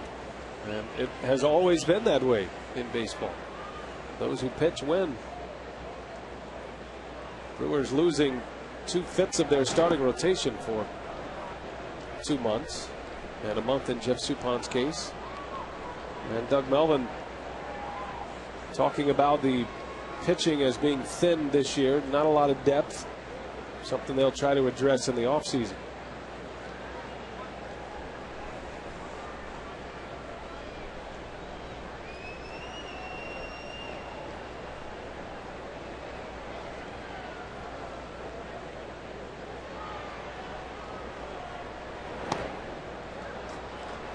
Yeah, all the playoff contenders in the National League.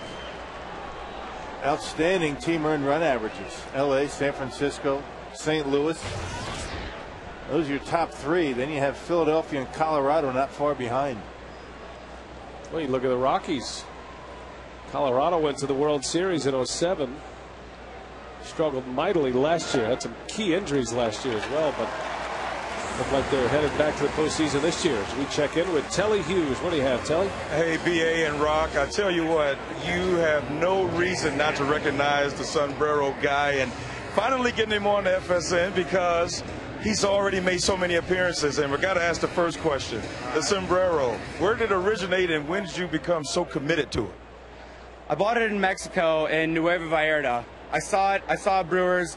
Originally, I was going to buy the powder blue sombrero, but by the time it took me to get my $20, I went back down. Someone already bought it, but I saw it and I saw Brewers for sure, and I had to get it. Well, it looks good on you, but I got to take you back. Right after your All-Star break in Cincinnati, you're one of the brave souls that survived that 2-hour rain delay, but you caught a major case of the hiccups. Was it that Cincinnati water that got you?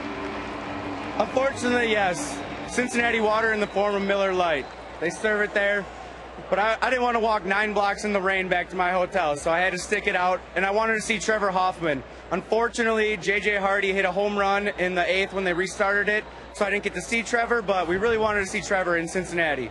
And you showed it. And final question, how has your popularity changed? Because you have gotten a lot of time on Fox Sports Wisconsin. I have. I really love it. A lot of people call me Sombrero Man. I don't mind the nickname. It's been a great time here. A lot of people recognize me. It's awesome that the fans are at least coming out. We just want to see Brewers win. We don't expect anything much, but we just want to see a Brewers victory. You know, we got a lot of work to do in this game, but I think we can do it. Well, Sombrero Man, we've shared a lot of laughs, a lot of tears, a lot of ups and downs this season, but we're glad we were able to share it all with you. Thank you, Telly. I've been waiting for this for my whole life. Brian and Bill, I love you guys. Thank you very much. And go Brewers, of course. That's a good segue. Back to you guys in the booth. Hey, my boy, Blue. I love you, man. Well, I'll say this about Sombrero Man. As Kendall comes up with a base hit, he has that kind of ability. And he single-handedly entertained us through a 2-hour rain delay in Cincinnati. Yeah, Cincinnati. He was having a tough time, but he stuck it out. He really did. That was unbelievable. A gamer. We like to bring the fans to you. Look, Telly's getting a big man hug and everything.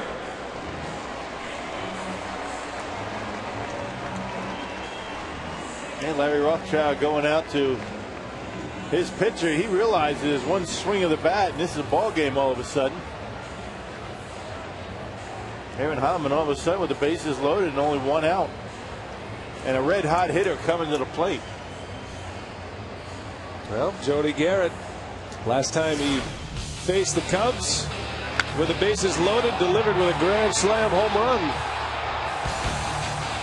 Biggest hit of the day that day as the Brewers beat the Cubs 7-4. Garrett's grand slam came in the 4th inning. And one of 4 grand slams this year for the Brew Crew. Milwaukee went the entire season without a grand slam last year.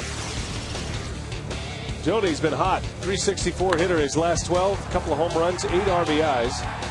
And he's driven in 5. He had a key hit in a ball game against the Astros back on Saturday night.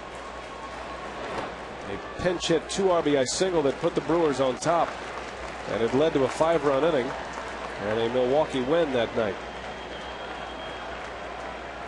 So here he is again in a big spot. The Brewers are one swing of the bat away from making it a 2-run game. And a bouncer, a chance for 2. It's here on the turn. Best case scenario for the Cubs. 4-6-3 double play, and the inning is over.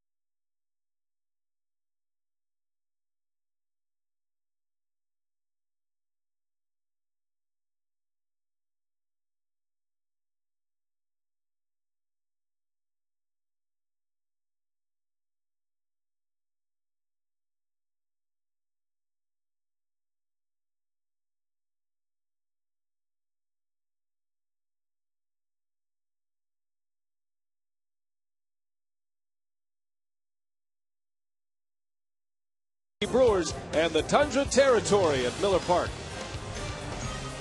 Miller Lite, what's on tap? The Brewers and the Cubs finish off this series on Wednesday, and then the Phillies come to town beginning Thursday night, a 4-game series with Philadelphia. Major League debut coming up. Young Josh Butler, who has not pitched in a game since the 10th of September when he was pitching in the playoffs for the Huntsville Stars. And you see his rise to the big leagues. How about starting the year in rookie ball? Yeah. And then single A, hit double A, briefly in triple A. And in the big leagues, and you know his heart must be pounding right now. That's not a one-year resume that you're going to see too often in the major leagues. Talked about Colvin, the center fielder for the Cubs. He started in A ball. How about this guy, rookie ball? And a base hit. Jeff Baker greets him rudely. Baker has his second hit. And now Butler will face the other guy making his major league debut in this game. They say he's got a good arm, live arm. He's got movement on it. That one right down the middle. Doesn't matter how much movement there is. If it's down the middle and up in the zone, major league hitters are going to hit it hard. They say he's got all 4 pitches. Fastball, curve, slider, and changeup. Josh Butler against Colvin, who swings at the first pitch. Hardy's got to hurry. The throw is in time to get the out. Colvin retired. Those two faced each other in the Southern League playoffs. Colvin actually homered against Butler back on September 10th. And now he provides him with his first out. So he now has an ERA in the big leagues. His first out recorded. Jeff Baker ends up at second base. And here's Coy Hill.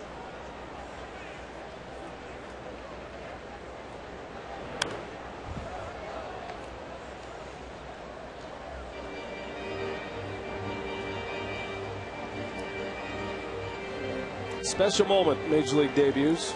You think about the odds of making it not just into professional baseball, but to make it to the major leagues. And it's always a big moment for any player. I've seen a couple of them this year. Yeah. Good pitch there, slider. Looks like he hides the ball pretty well. Don Money was talking about Josh Butler. Money, the AAA manager, but saw him a little bit during the year when Butler was promoted. Said he liked his presence on the mound. He liked his moxie. Works fast, throws a lot of strikes. First strikeout. Just picked up his first punch out of Coy Hill. So 2 outs for Josh Butler. And he'll face Bobby Scales. And he was saying that both he and John Axford both throw a lot of strikes. That's what you like to see from young pitchers. Pretty close, but Chris Guccione rings him up at third base.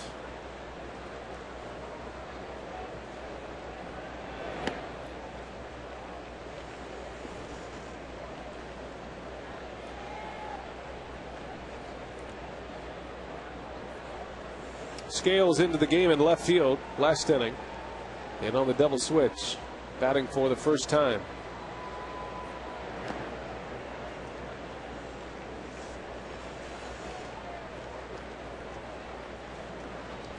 Josh Butler, the third pitcher of the night, fourth pitcher of the night. Sombrero man's right where he wants to be.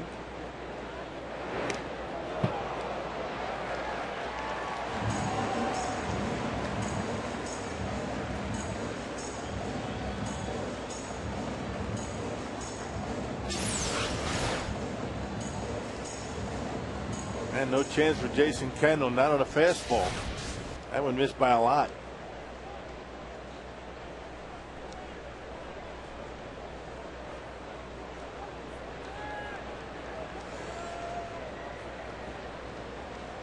Three and 0 to Scales. There's a strike. Butler took the spot on the roster vacated by Mark DeFelice. His shoulder injury sidelined DeFelice for the rest of the year. Scales into left. That's pretty well hit. Braun going back. Looks up, and it's off the wall. And a run is in for the Cubs.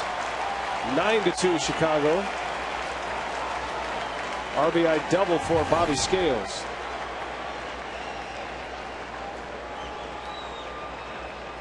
Pretty good piece of hitting by Scales on a 3-1 pitch. You don't figure a guy to hit the ball to the opposite field like that on a 3-1 count. Normally guys are looking middle in. And fastball trying to tail away, but Scales able to get it, hit it hard off the base of the wall.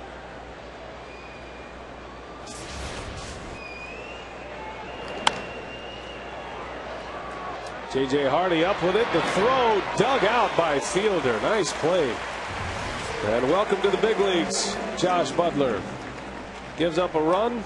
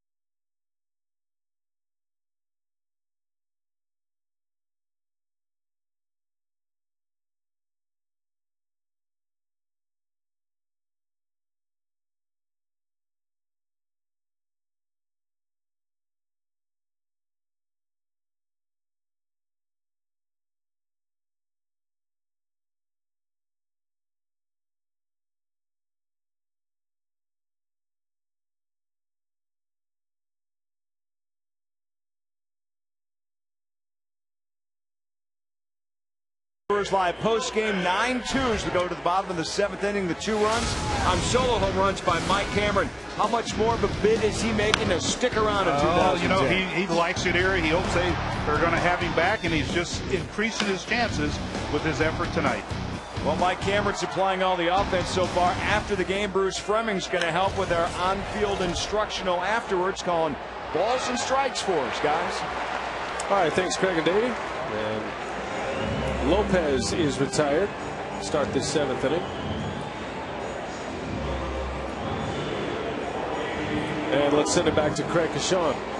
Well, we want to remind everybody along the lines of the Big Ten Network coming up this weekend. It's Big Ten Conference play getting underway. Minnesota and Northwestern will kick off Saturday at 11 a.m. Central Time on the Big Ten Network. Exciting football so far through the non-conference, and now the conference season kicks off as well. So we invite everyone to tune in for Minnesota and Northwestern on the Big Ten Network again, 11 o'clock on Saturday. Craig had that Northern Illinois Purdue game. Good game last week. Yeah. Did a good job on that game. That was an exciting one.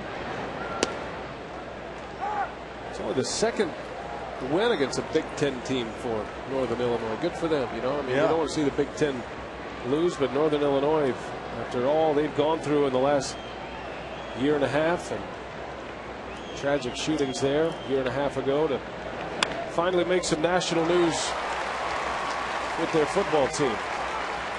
Corey Hart bangs a base hit into left. Yeah, I was flipping through the channels and got on that Purdue game and heard a familiar voice. Stuck around. The dulcet tones of Craig Kashan. Craig Kashan, a snappy dresser. He is, with his pocket square and his fine tailoring. Not to diminish what you wear every day, but I think Craig Kashan, the best dresser on the crew. No argument there. Yeah. His wife Pam does a nice job dressing him. Yeah, that's where it really ends.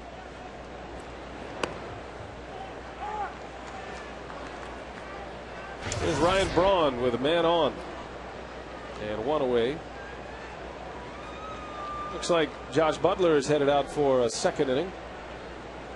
Made his major league debut, gave up a run in his first big league inning.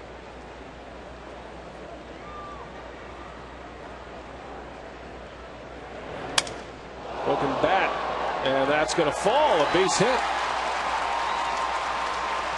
So Braun, with his 2nd hit of the game, hasn't hit either one of them very hard, but has 2 hits and his 56th multi-hit game that leads the National League. Ryan Braun and Ichiro atop the respective leagues in multi-hit games. Well, look where Ryan makes contact on that baseball. Talk about a jam sandwich, but who cares? It's a base hit. Corey Hart caught in no man's land. But Derek Lee not able to come up with it. If he comes up with it right there, he might have a play at second base, but he didn't. And here's Prince Fielder with 2 on. 9-2 Cubs in the bottom of the 7th.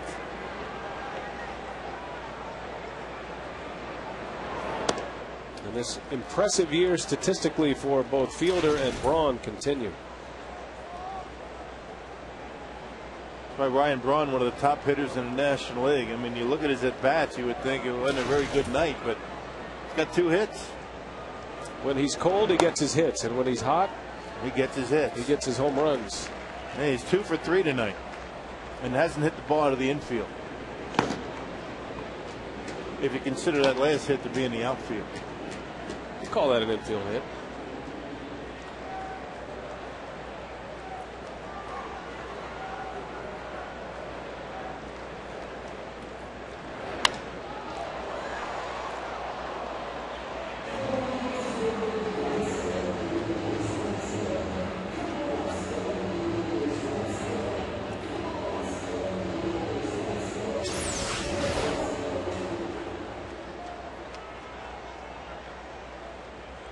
Stay with it. Good catch.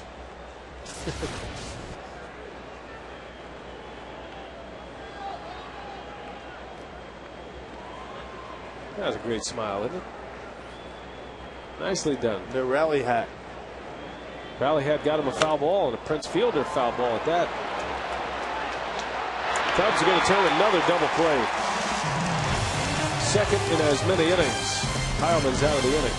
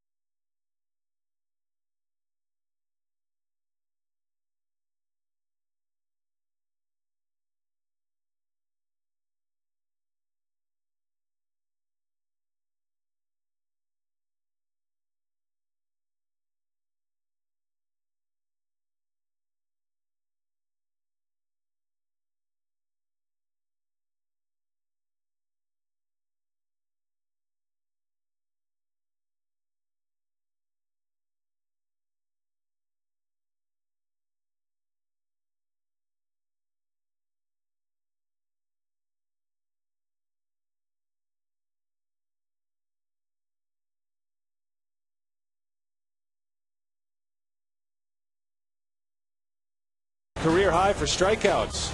9 punch-outs for Gorzelani despite pitching only 5 innings in this game. 5 innings and 2 runs. He's in line for his 6th win of the year. And the Cubs may have found something in the lefty Gorzelani, who's been pitching most of the year in AAA in the Pirates system. Thought he was an established big leaguer, but Pirates used him out of the bullpen to start the year, sent him back to AAA to start, and then he came to the Cubs in a trade in July. Young Josh Butler making his major league debut is back on the mound, 2nd inning of work.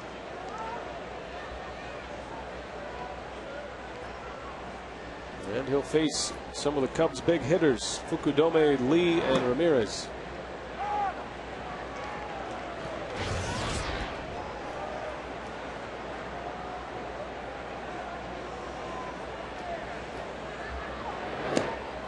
Butler came to the Brewers in a trade with the Tampa Bay Rays. Remember the Gabe Gross trade? Sending Gross to the Rays last year in April? Yeah. Gross scored a winning run. Almost literally scored the winning run, kept running into the clubhouse, and was in the manager's office saying he's been traded. And of course, Gross played the World Series for Tampa last year. Ended up doing a nice job. Josh Butler came to the Brewers in that trade. And Gabe Gross at that point figured he was done having to compete with Gabe Kapler until Gabe Kapler went over to the Tampa Bay Rays in the offseason. So they're back at it again. 9 runs on 14 hits for the Cubs. And here's Derek Lee.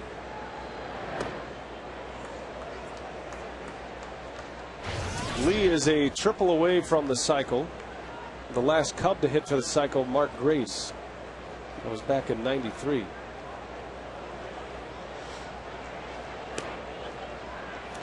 That's an unlikely hitter for the cycle, Mark Grace. The triple is the one that gets you. Yeah. Of course, no more unlikely than Chad Moeller. That's true. He had a cycle. I guess anybody could get a cycle. Not that Mark Grace doesn't have the hitting ability for the cycle, but you know, not the fastest guy in the world. Those tight surroundings at Wrigley.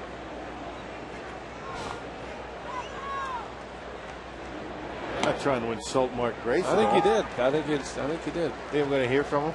I think he's calling now, actually. Okay. Be good to talk to him anyway. Lee has 2 triples this year. Unlike Wrigley Field, this ballpark built for triples by design.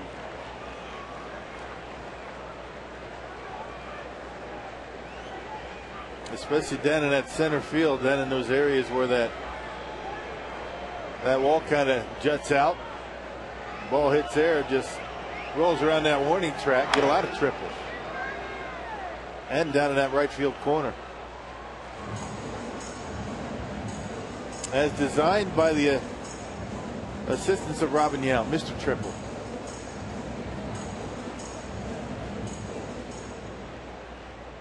It's one of the most exciting plays in the game, the triple.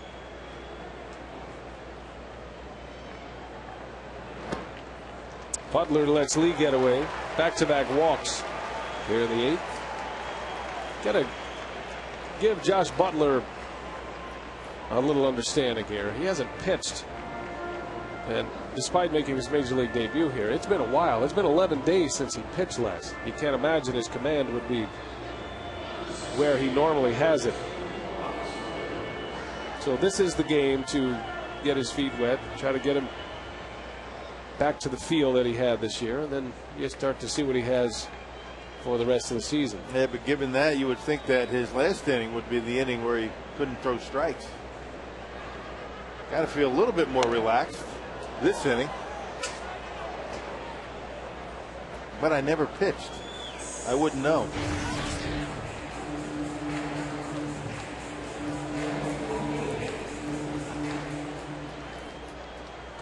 Josh Butler started the year in Class A, Brevard County. Then he hurt himself, had an oblique strain. That's why he ended up in rookie ball as he drills Aramis Ramirez. Certainly not intentional. Doesn't mean he won't make a few Brewer fans out of it, though. Yeah, the bases are loaded. And still, although it's not intentional, it's still going to hurt. It's right on the hip, it looked like. Ouch.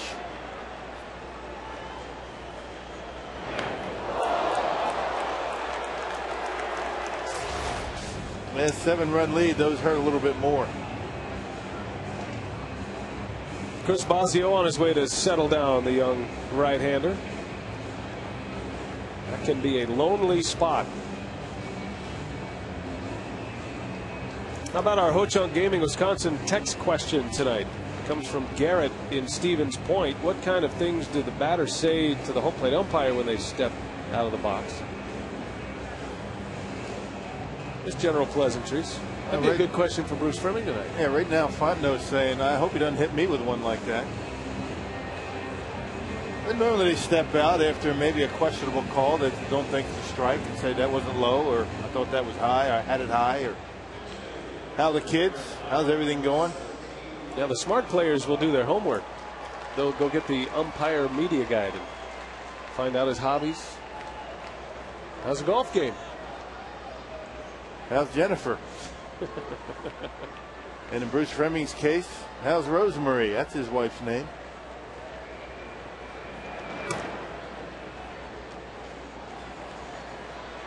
Well, we have had one triple play this year. Be a good time for another one. Fontenot pinch hitting in the pitcher spot. Heilman exits after 2 scoreless innings, despite surrendering 5 base runners.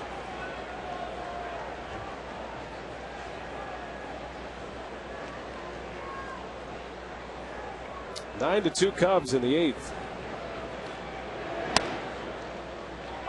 And a rough night at the office for the Brew Crew. And it was a fast start for Chicago tonight. 4 runs. The first 4 batters who hit in this game scored a run in the first inning. It's 7 runs in the first 2 frames. Added 1 in the 6th and 1 more in the 7th. That one's hit well. Cameron is back deep enough to score the run. Fukudome tags, as does Derek Lee. And the Cubs out in front 10-2.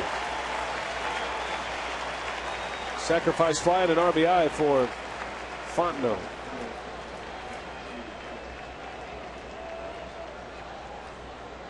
And now get your ground ball, get out of this inning. Now the key to his success, talking about Butler, as Chris Smith gets loose, is getting ground ball outs.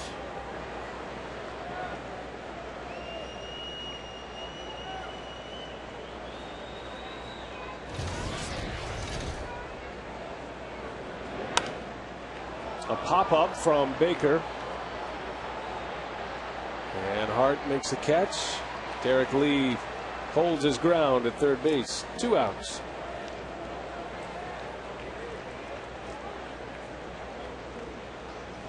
And it doesn't matter what the score is. Hitters hate to make outs like that with a runner at third base and less than 2 outs. Can't give up at bats. Doesn't matter what the score is, what the situation is. You can't feel sorry for the pitcher out there in the mound. He throws one over, you want to whack it. But Butler able to get the pop up. Justin Berg will be next for the Cubs.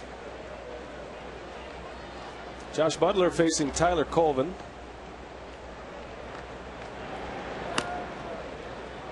I suppose Colvin gives Butler some level of ease.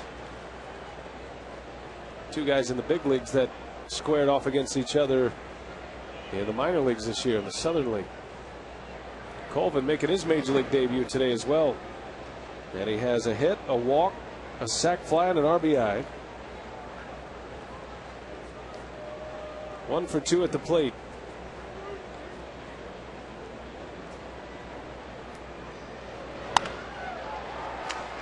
Lopez gobbles it up, and Butler gives up just the 1 run.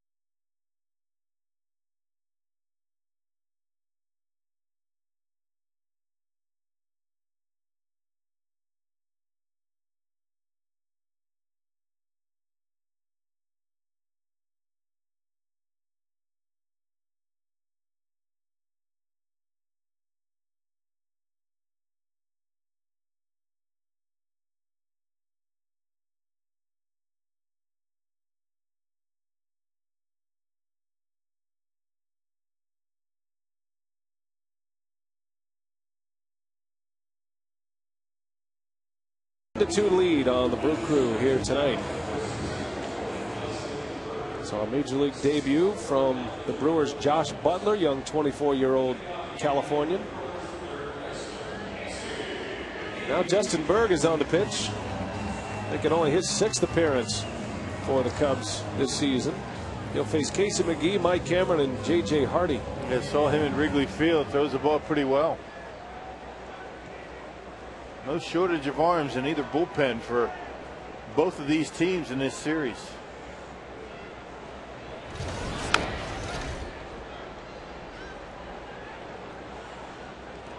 Berg spent most of the year in AAA Iowa.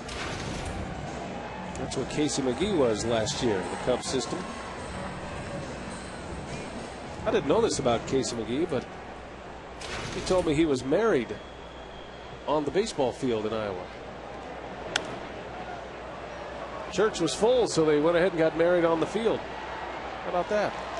See, I even knew that. How do I know something you didn't know? That's the first time that's happened. I think I told you, didn't I? Jackie Robinson Day, Mike Cameron. Last time he hit 2 homers in a game. Back in April. Something about those 42 jerseys, which all the players wear on Jackie Robinson Day. 3 hits that day. Cameron, with 1 more home run, will be the first Brewer to hit 3 in a game since Jeff Jenkins back in 2003. Cameron at the plate, presented by Wendy's. Well, he's got a chance. This is back there. Scales with room makes a catch. Had a good arc, not enough behind it. Cameron is retired. Yeah, didn't get it on the sweet spot. That's that good movement from Justin Berg. He has good sinking fastball. Sinker slider for Justin Berg. I think somebody told me that about Casey McGee and Sarah in spring training. Oh, is that right? I think it might have been John Steinmiller. Okay. You know, you can disseminate any kind of information you'd like at any point during the season. I didn't think it was important. Well, it's not really. It's not something you really bring up in in breaking down a Casey McGee swing. That's true. There's John Axford.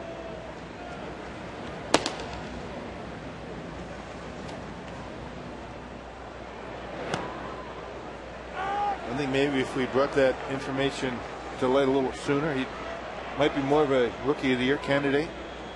Add that to his resume. I think so. It only enhances the story. Everybody loves a good story, right? Yeah. We're no different.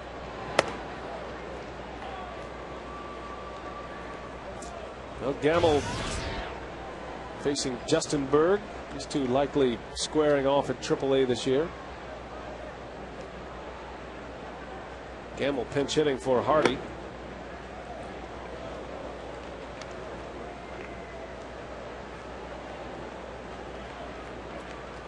Going old school, no batting gloves for the young Gamble.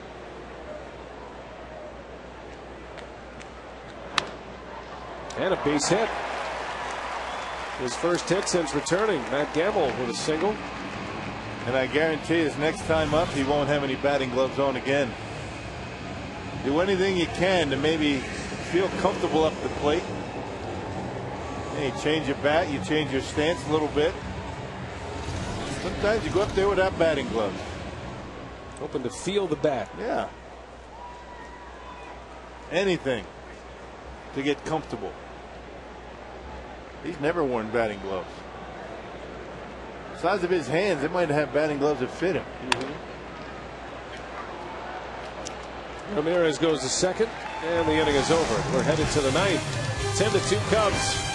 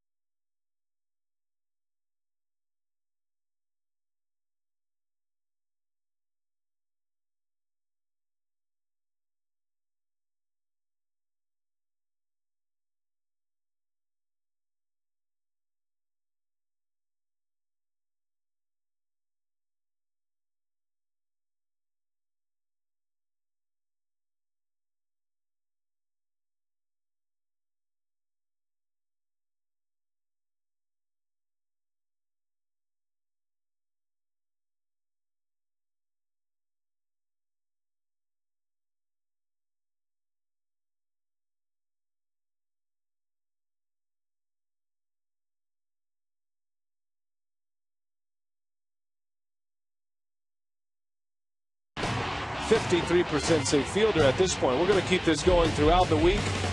Text W for Braun, X for fielder, and get interactive with us on the broadcast. We'll wrap it up on Sunday when the Phillies are here. Both are significant. Here is John Axford. He makes his Miller Park debut here tonight. He pitched at Wrigley against the Cubs. And pitched an inning after a long time sitting on that bench, wondering if he'd ever make his major league debut. 11 days as well. Alcides Escobar takes over at short for Harding. So two good buddies, Josh Butler and John Axford, both pitching in the same game in the big leagues tonight. And both very similar in styles. Both big, tall right-handers have good sink on a fastball. I think perhaps Axford throws a little bit harder than does Butler.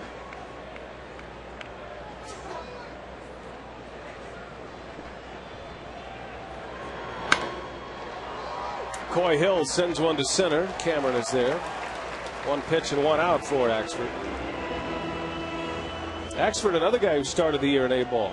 He and Josh Butler were together in Brevard County. 19 appearances in single A this year and a 1.63 ERA. That earned him a promotion to Double-A Huntsville. 4 games there, and then he was sent to Triple-A Nashville in June. So he has gone from single A to the big leagues in one season as well. That is a significant jump. You don't see that very often. And one of the benefits, you know, when you have a lot of movement from AAA to the big leagues with your pitching staff. There was a lot of guys going back and forth this year from Milwaukee. When a guy gets called up, you need somebody to fill in. So it's kind of a domino effect. Guys in A-ball go up to Double-A, Double-A to Triple-A.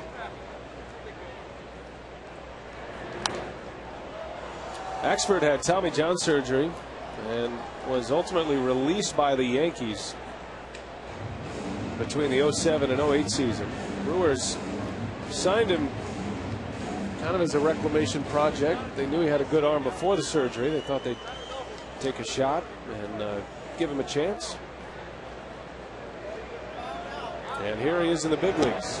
So it says a lot about the scouts who have seen him, the player development to get him ready for such an opportunity. Part of that credit goes to Chris Bosio, who was with him down in AAA Nashville this year.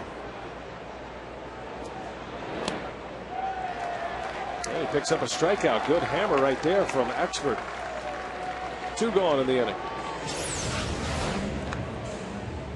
You see that overhand curveball, and Bobby Scales, his last time up, took a 3-1 fastball, hit it off the wall and left.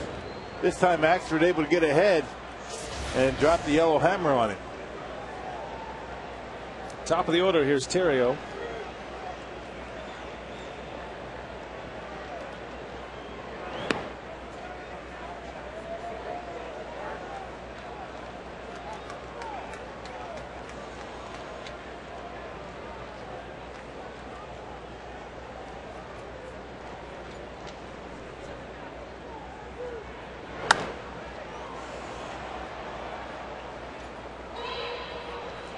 Terrio tonight, an infield hit in the first inning. He's 1 for 5, batting for the 6th time.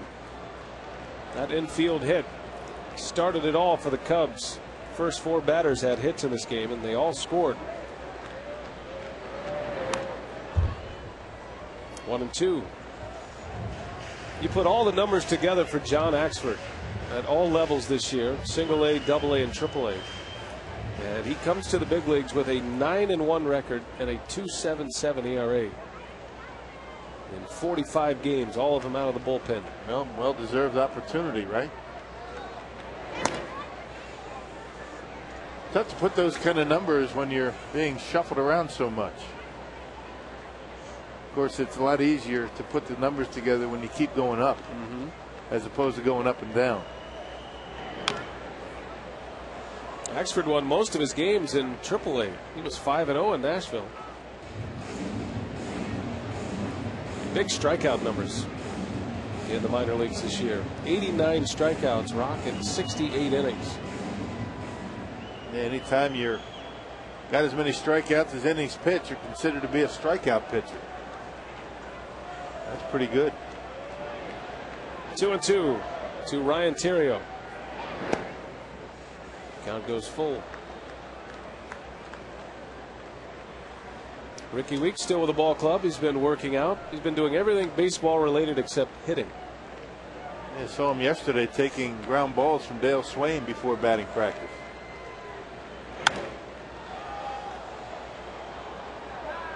Real early in the morning, about 10:30. I guess that's not real early. I mean, for baseball time. Yeah, that's early. That's with the rooster in baseball time. Ricky will be ready to go opening day 2010. Full count to Theriot. Walked him.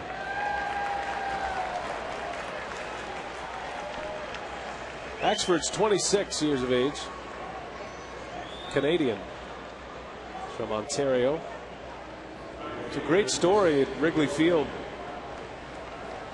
He was tending bar this offseason, kind of as a side job. A lot of minor league players have side jobs.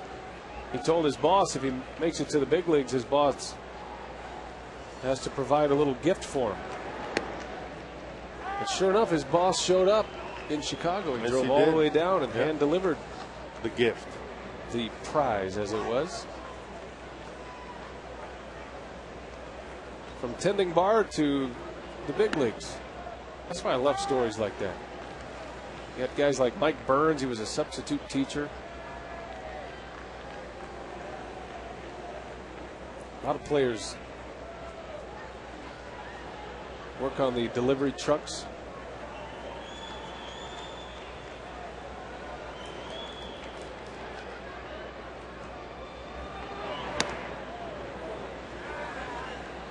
You know what Axford's prize was, right? I do.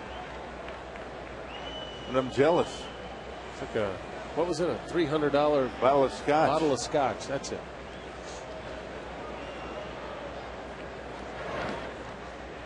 I didn't know they made scotch that expensive. That's retail, of course.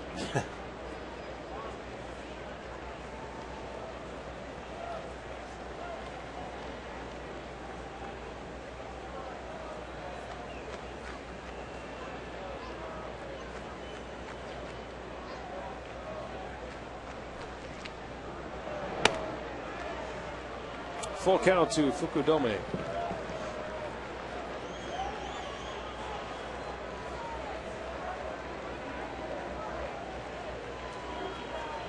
We'll see if Axford can get through this inning. Theriot takes off, and Fukudome strikes out. Nicely done. A couple of strikeouts for John Axford. To the bottom of the ninth we go.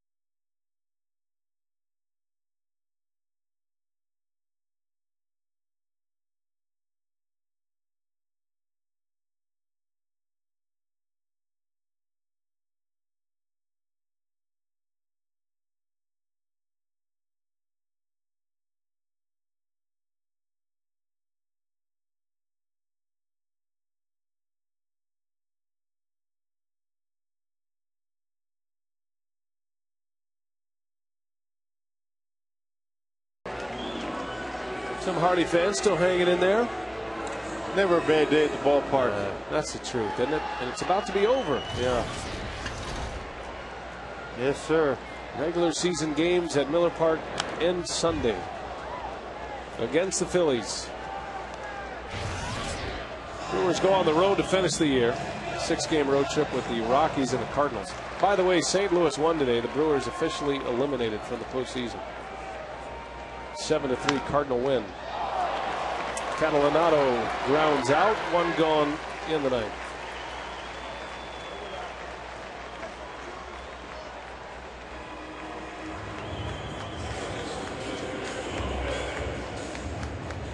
Justin Berg in his second inning.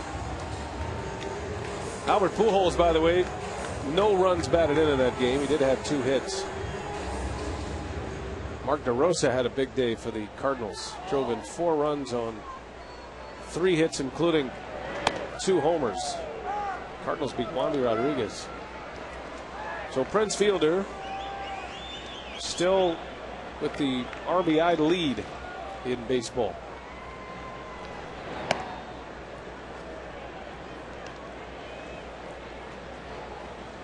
Fielder without a ribby. Still the possibility he could hit. He and Pujols tied with 128 RBIs this year. Tied for the major league lead.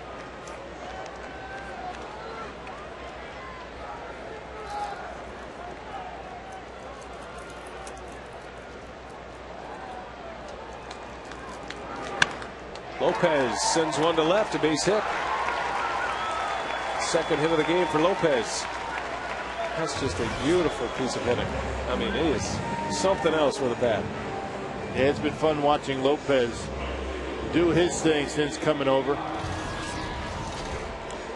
You got to think he'll be a highly touted free agent this offseason. Switch hitter who hits like this. And he's just able to get on top of the baseball, doesn't ever overswing, and able to line one into left field.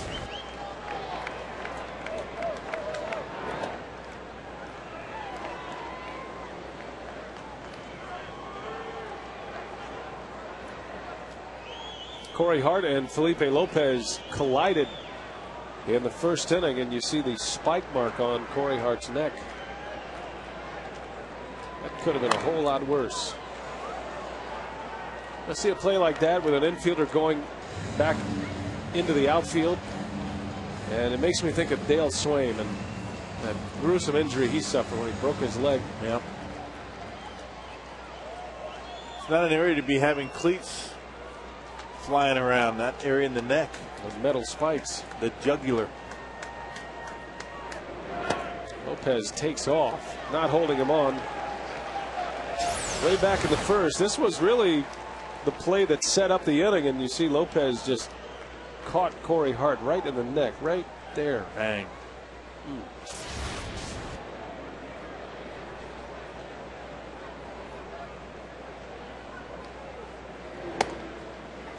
Got to find out what kind of cleats Felipe Lopez uses. A lot of guys use those, the rubber cleats. About the same shape and size as your metal cleats. Some of them have the hybrid where they have a little bit of both. That's what he has.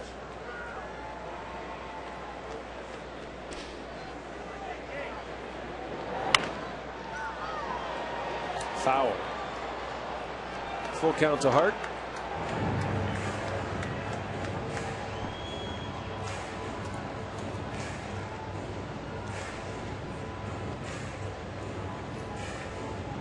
Well, barring a miracle here, the Brewers' 5-game winning streak will come to an end. Tomorrow, Dave Bush for the Crew against Randy Wells. Randy Wells made his major league debut right here at Miller Park back in May.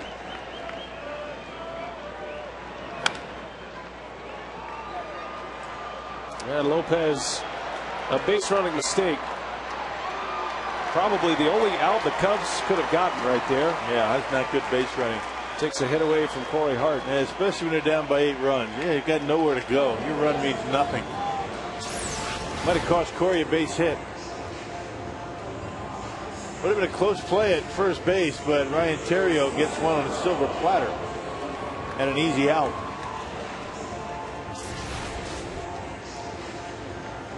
So 2 outs for Braun.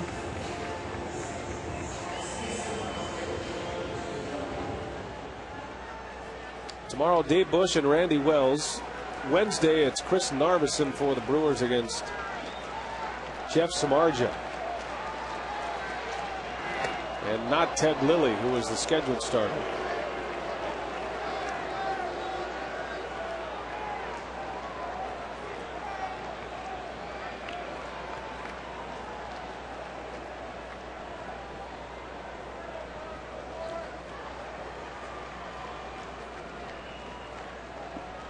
Braun with 2 hits. He's 2 for 3. Batting average up to .314. As it stands right now, that would be 5th in the league.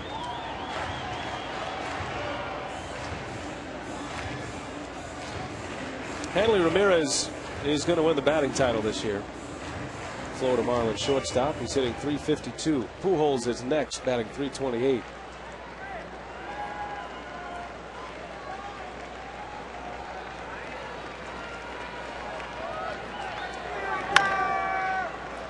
Bouncer to short, long throw for Theriot, and that's your ball game. The Cubs win it. They come in here and put it on the Brewers early. 4 runs in the first, 3 in the second. They win it 10-2. Rosalari, the winner. Looper suffers the loss. We'll take a timeout, then we'll have Brewers Live.